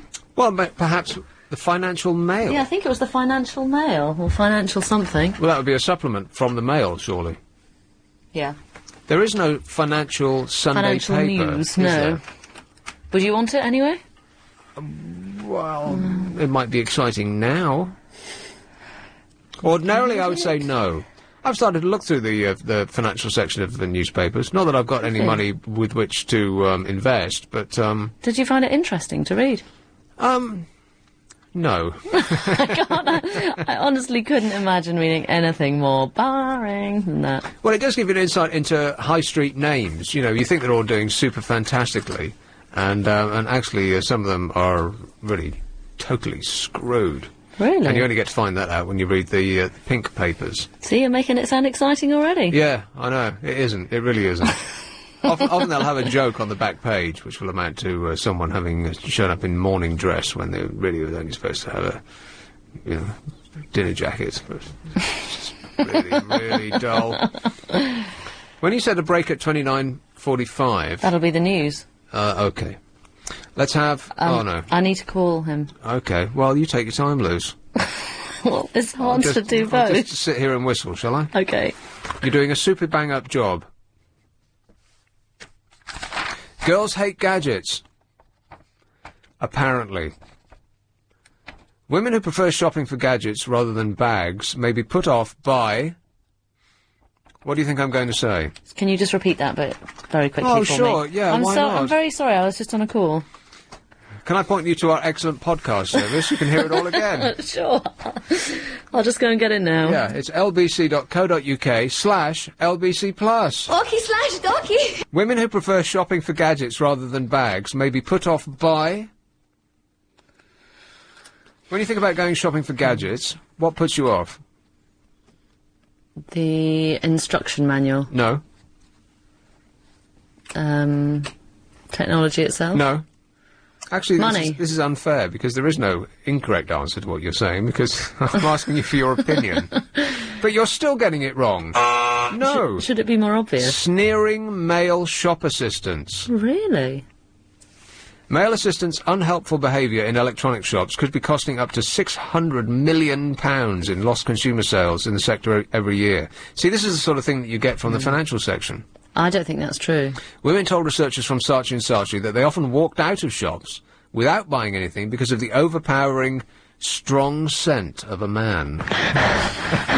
Good grief. That's an actual quote. What are the men wearing? Strong scent of man. Well, maybe they've read the instructions on their, or the ingredients on their antiperspirants and have realised that perhaps they shouldn't be slathering on their underarms. If it's got aluminium in it. So they're just being a bit older man. Report says, wander around a computer games aisle in most stores and you'll soon realise why so many women are so turned off by the way they're usually approached. Many complained at being offered patronising products such as diamante-encrusted mobile phones and baby pink radios. Well, you know what? Everything now comes in baby pink, so someone's buying it. 1 in 2 women said that they often left without purchasing, and 1 in 3 said that they did not feel confident enough to ask questions because of the alienating atmosphere. The technology sector is relying increasingly on female shoppers. More women than men aged 24 to 35 are now playing computer games. What? Oh, dear. No, they're not. I can't believe that. More women than men aged 24 to 35 are now playing computer games. No, they're not. What games are they playing? I don't even agree with any of that either, because I just think that women wouldn't be that interested in going and buying a lot of technology if they don't need it. Women want something functional that works. And some women want something a bit flashier, and the people who want something a bit flashier who are into technology won't be frightened to ask.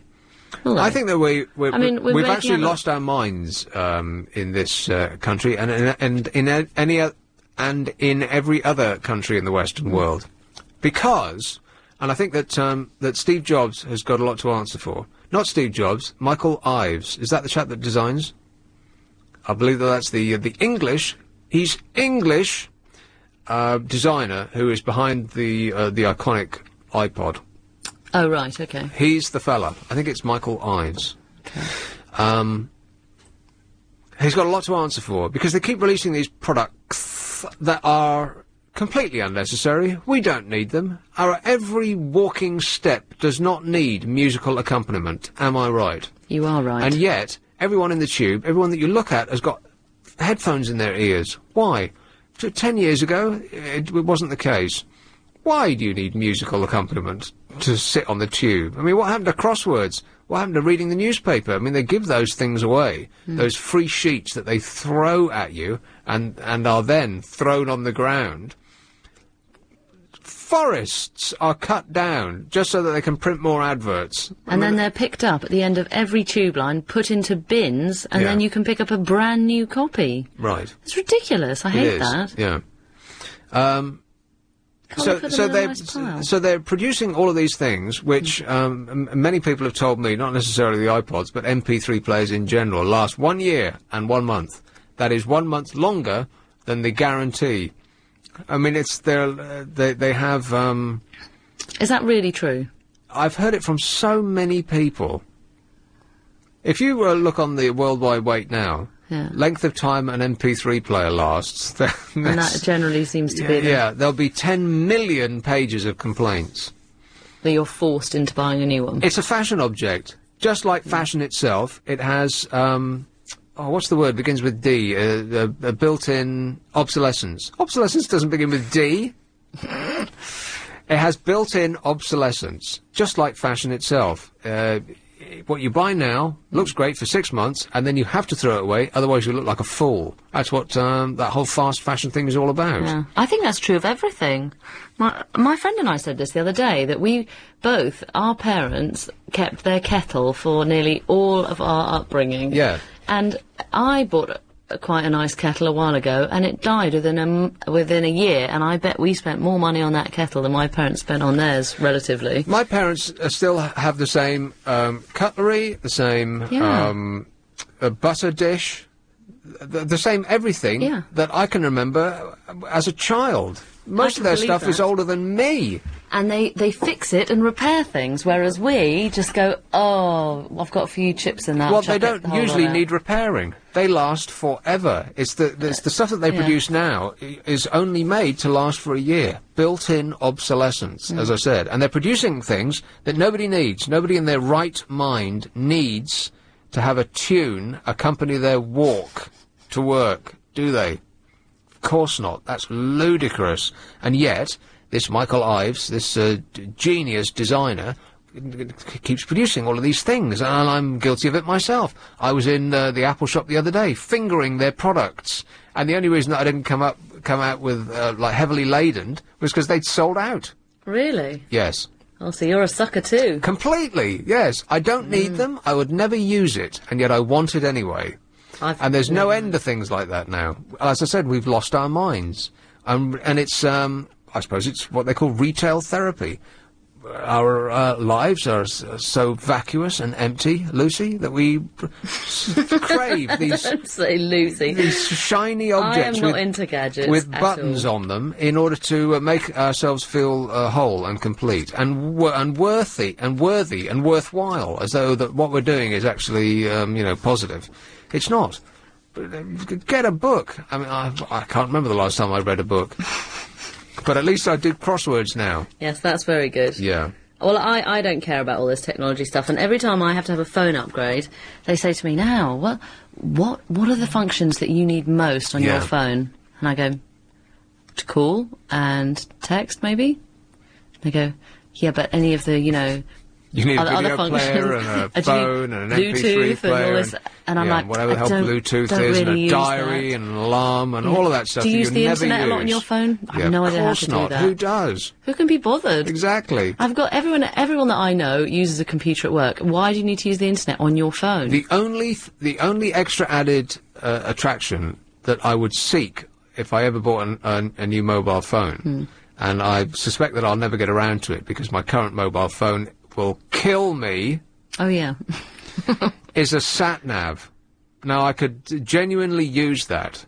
Yeah, that would be good. I can get lost in my own flat. Yes, actually, you're right with that. I could manage that, too. That would be a useful gadget that would be used. Yes. Whereas most of the functions on my phone haven't even been opened. No, I've got no idea how to take a picture, much less how to take a video. Oh, that's easy. And if I am stuck on a tube and I'm walked out the back, then I would want to be able to take a video in order to sell it to the 10 o'clock news. But I'd be taking so long trying to figure it out that I'd be asphyxiated in the carriage. I'd be like, no, wait a minute, I don't want to come out yet. You go ahead of me.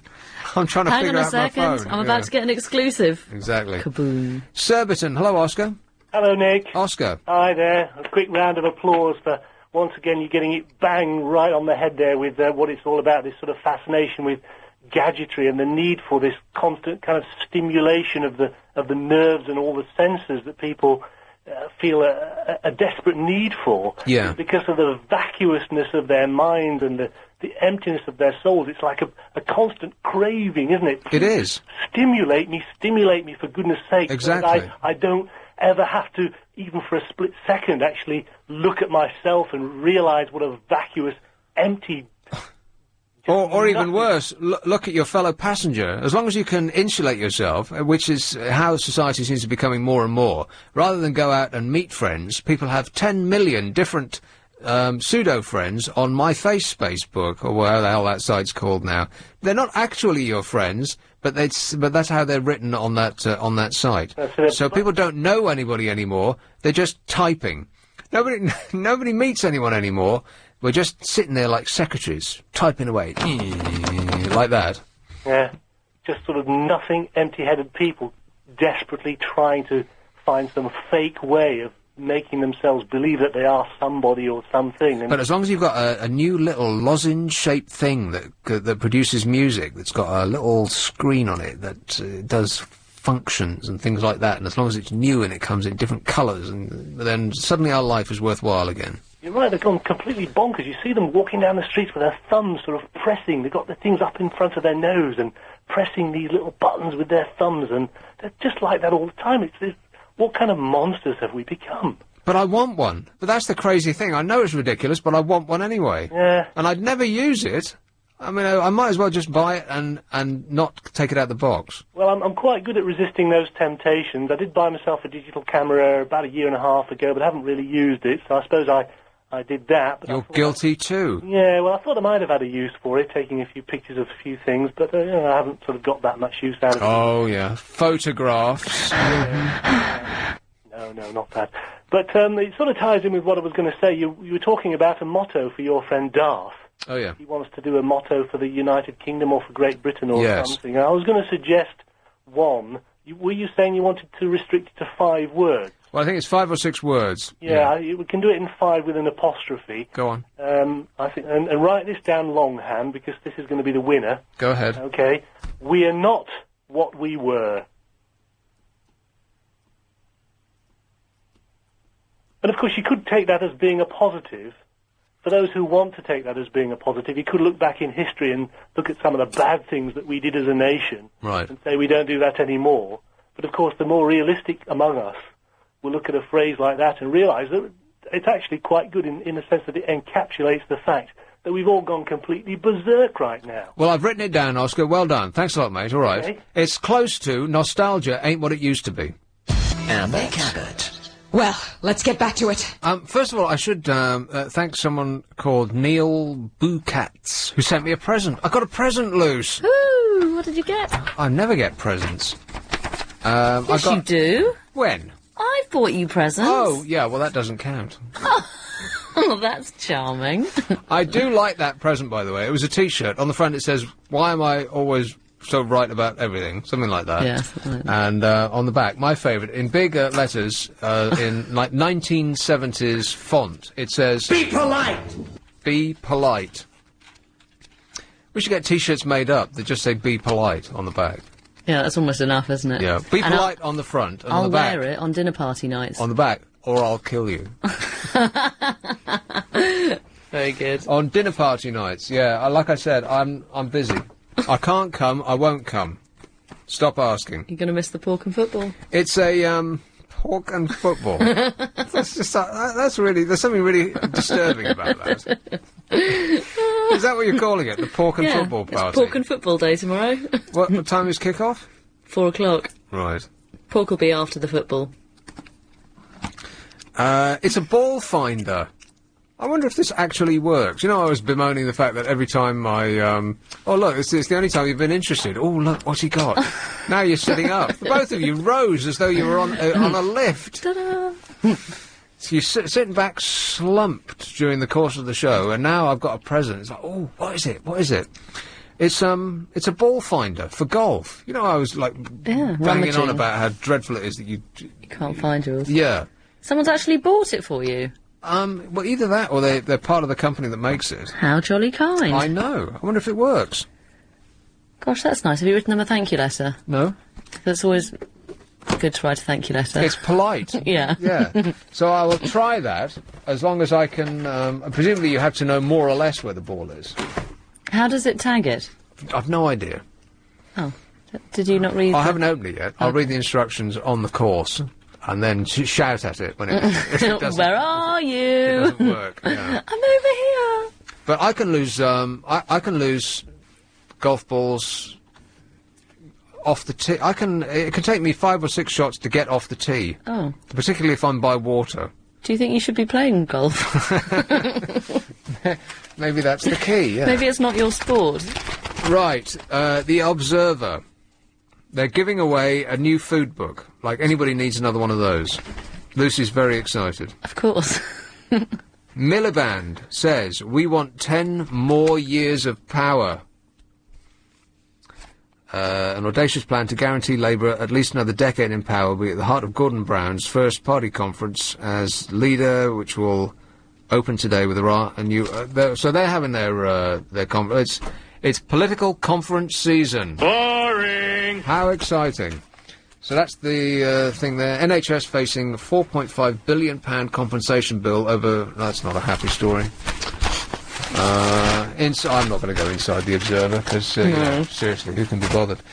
The Sunday Times. I'll fight election on health.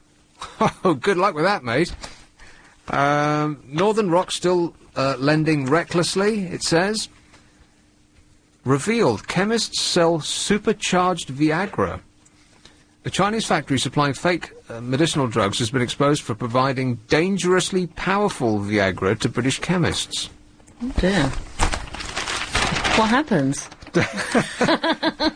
You don't really want me to tell you, do you? I mean, what's the result? That it just goes on for days and days? You do really want me to tell you.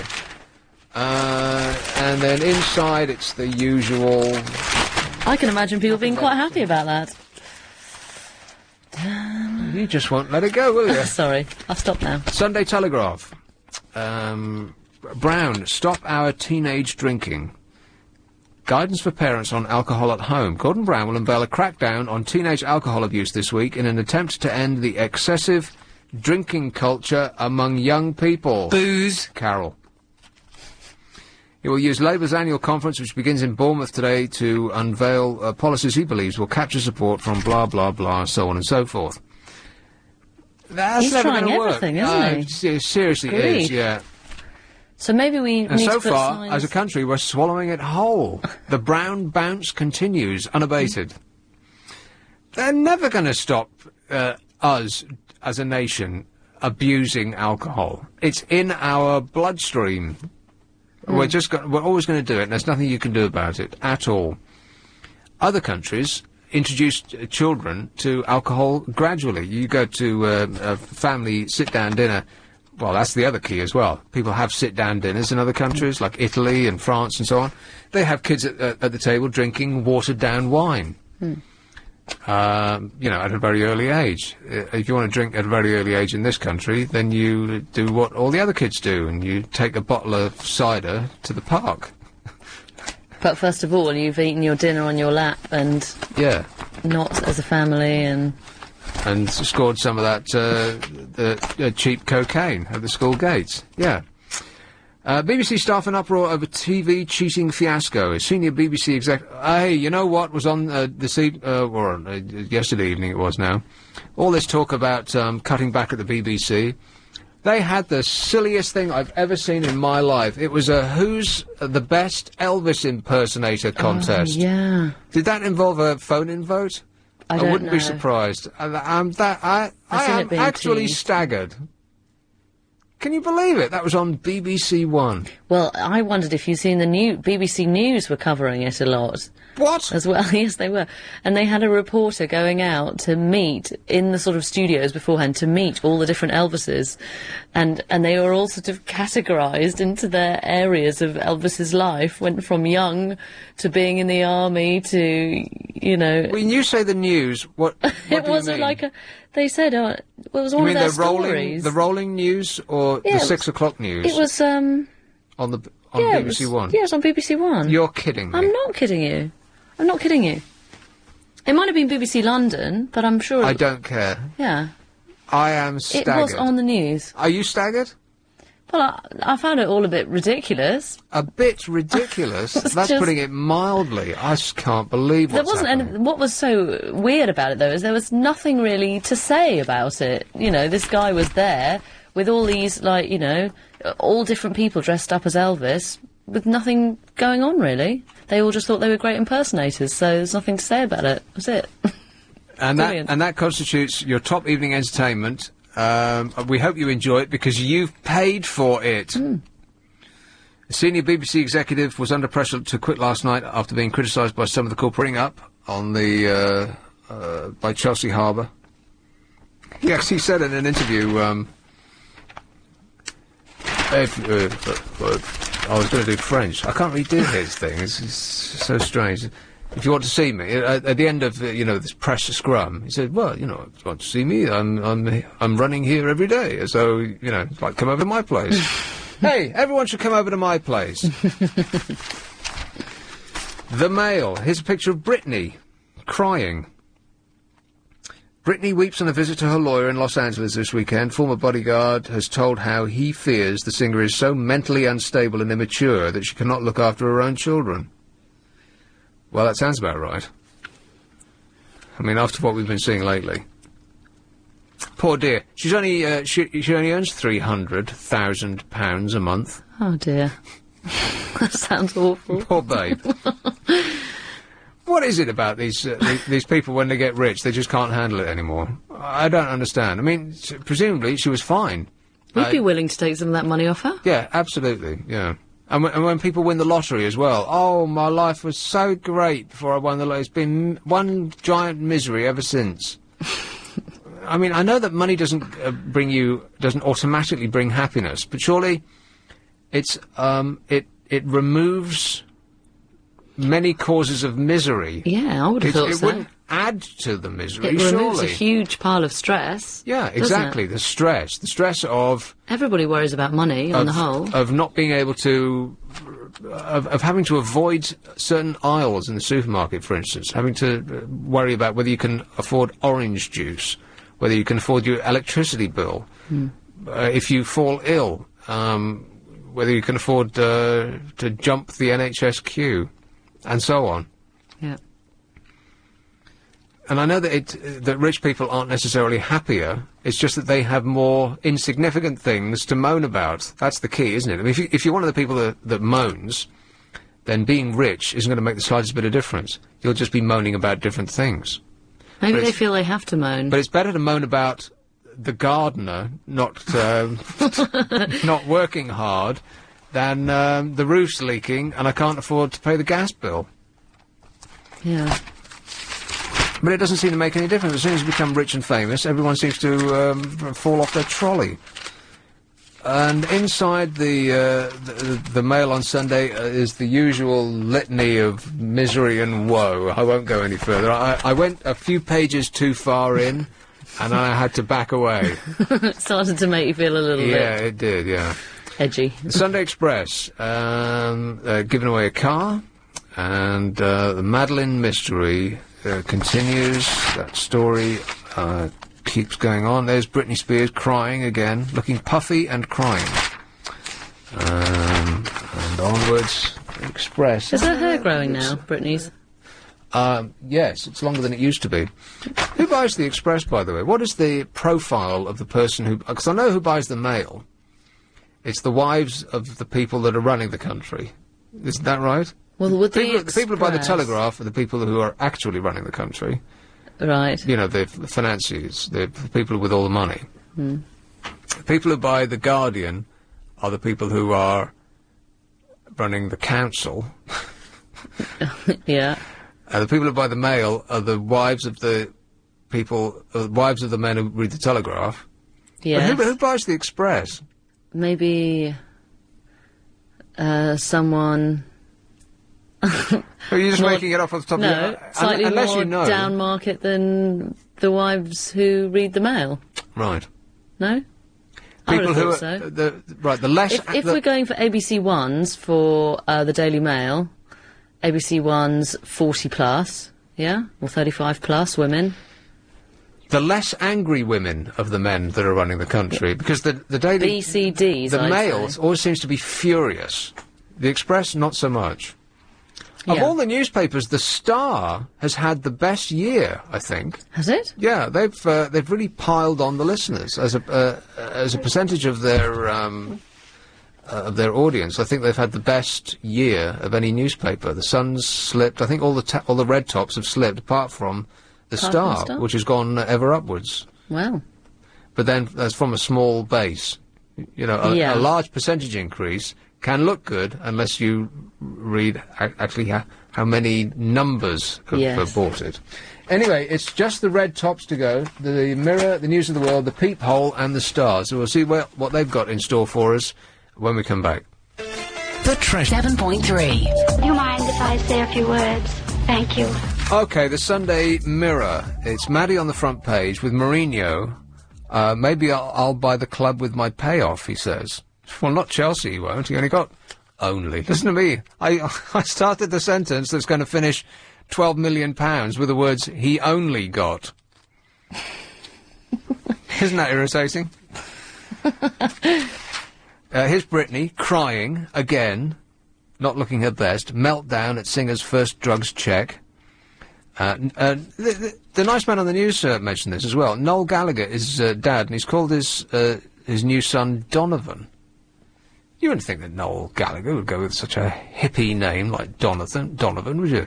No. Because he's the singer that did Jennifer and Sunshine. Jennifer. Yeah.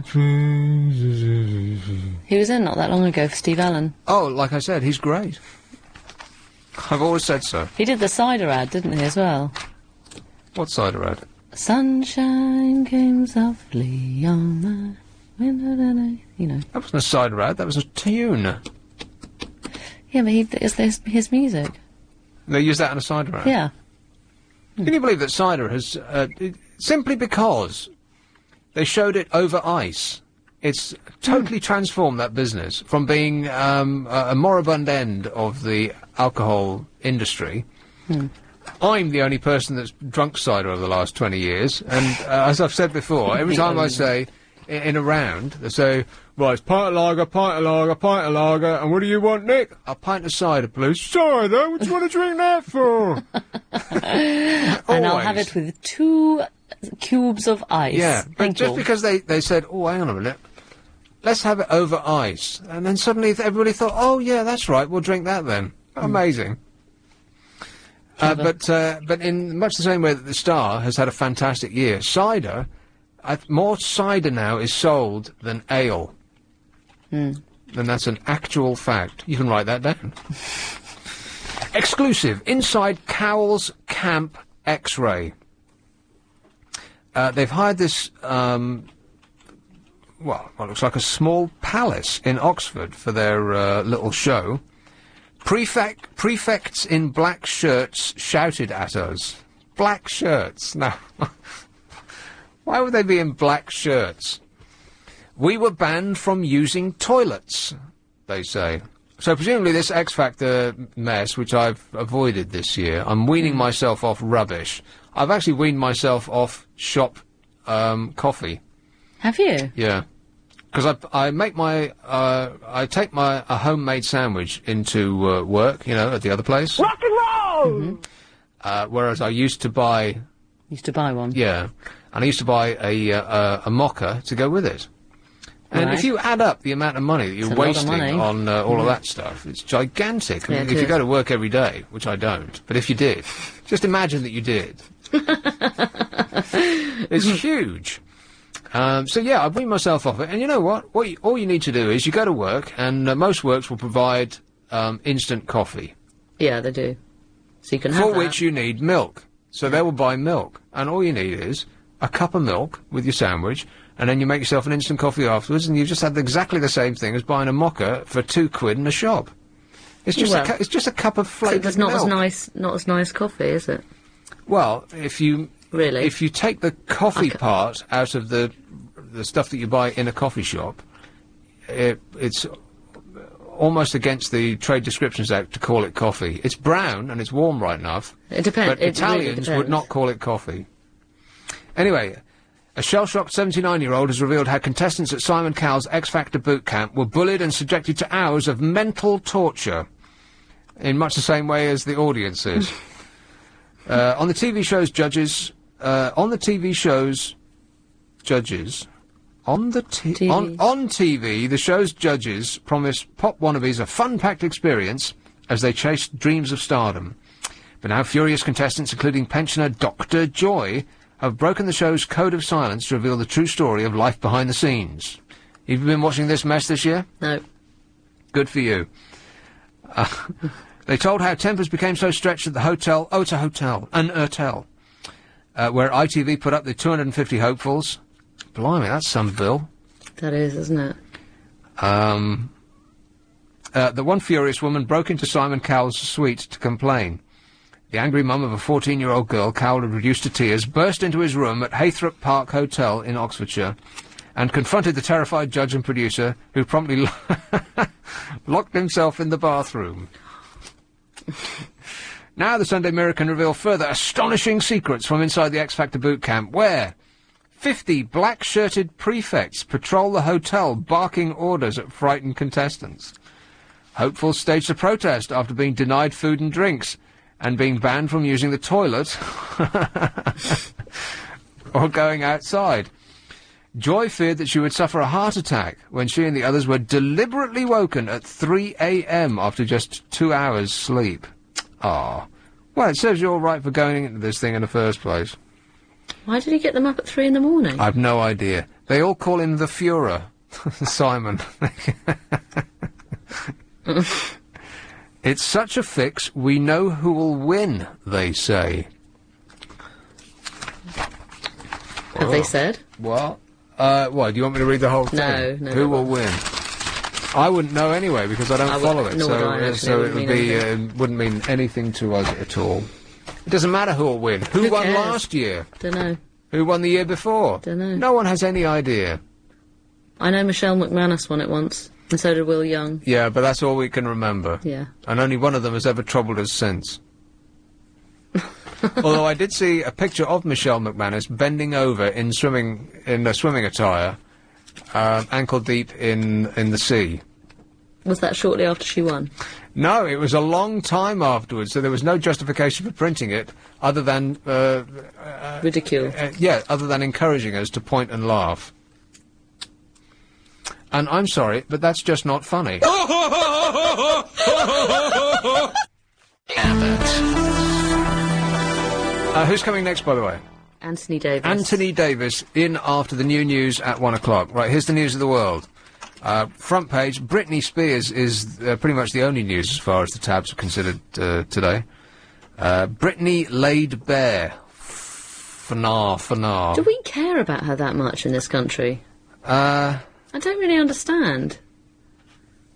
She's the only famous person who's making a spectacle of herself this week. Yeah, but it's all a bit tragic, isn't it? I mean, I don't know if we should be seeing it all the time, do you think? Yeah. Have you seen... Everybody and their dog has seen the YouTube thing of that tearful guy in America telling everybody to lay off Britney Spears. I meant to watch it. Croquette or Colette, someone... I have no idea. Croquette, isn't it? Yeah, it's supposed to be... Have you seen it? Yes. Is it hilarious? Well, it's not... Well, I suppose so, but he looks like he's having problems of his own. Well, telling I'm us sure. all to lay off Britney Spears. If you've got the worldwide weight, then join the rest of the Western world and dial up somebody defending Britney Spears. But apparently on the back of that, he's going to be a star. They're making a TV programme of... Undoubtedly. And when you've watched that, then watch the other thing that everyone's seen, of that guy getting tasered while at a John Kerry speech. That's a mystery to you as well? I haven't seen that. What do you do all week? Don't bother with this technology all the time.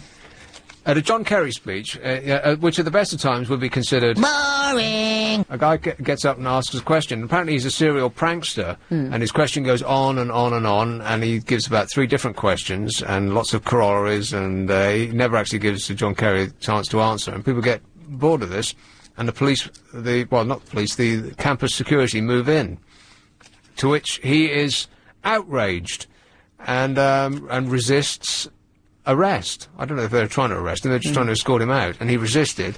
And so it's actually not funny, it's really awful, but funny at the same time. One of those awful funny things. It's awfully funny. And they get out the taser. And there are now T-shirts in America with his response. And his response was, "Don't tase me, bro." And they did anyway. And they did anyway, yeah.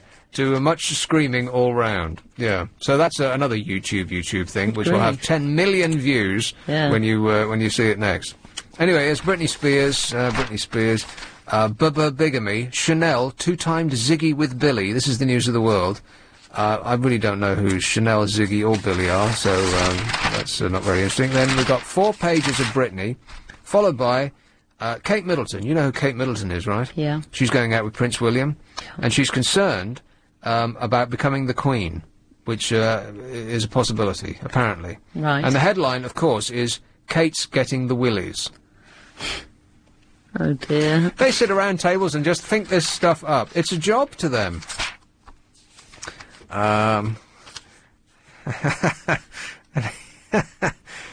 Here's Pete Doherty playing the game that you would think that he would be playing. Like if you had to make a list of the games that Pete Doherty would be photographed playing with a fag in his mouth, croquet would be at the bottom of the list. Am I right? There's a picture of it right there, page 13 of your Super Soaraway News of the World. The headline, From Cokehead to Croquet. Close, no cigar. Now, we only got the two qualities left, the Star and the Peephole. Well, the Peephole's your favourite. The Peephole, OK. X Factor sex vid scandal. The publicity machine behind the X Factor is second to none. I take my hat off to them. Every day they get some story of nothing at all in the papers. It must be a 24-hour industry just to get this stuff out. And they're always of nothing. And they always get in the papers. But the trouble is, it means nothing to you or I. No, unless you're actually watching it. Or you You're just... me. OK, shall I count the boobs in the People? If you'd like to. 1, 2, 3, 4, 5, 6, 7, 8, 9, 10, 11, 12. 12 by the time I got to page 5. No, I just need to clarify. Is that 12 pairs? I think that's... or 6 No, pairs. that's individuals. So that tells us all you need to know about that paper. Right, the Star. They're giving away a Bob Marley CD. Want to score some pot? And X Factor's on the front page of the Star as well.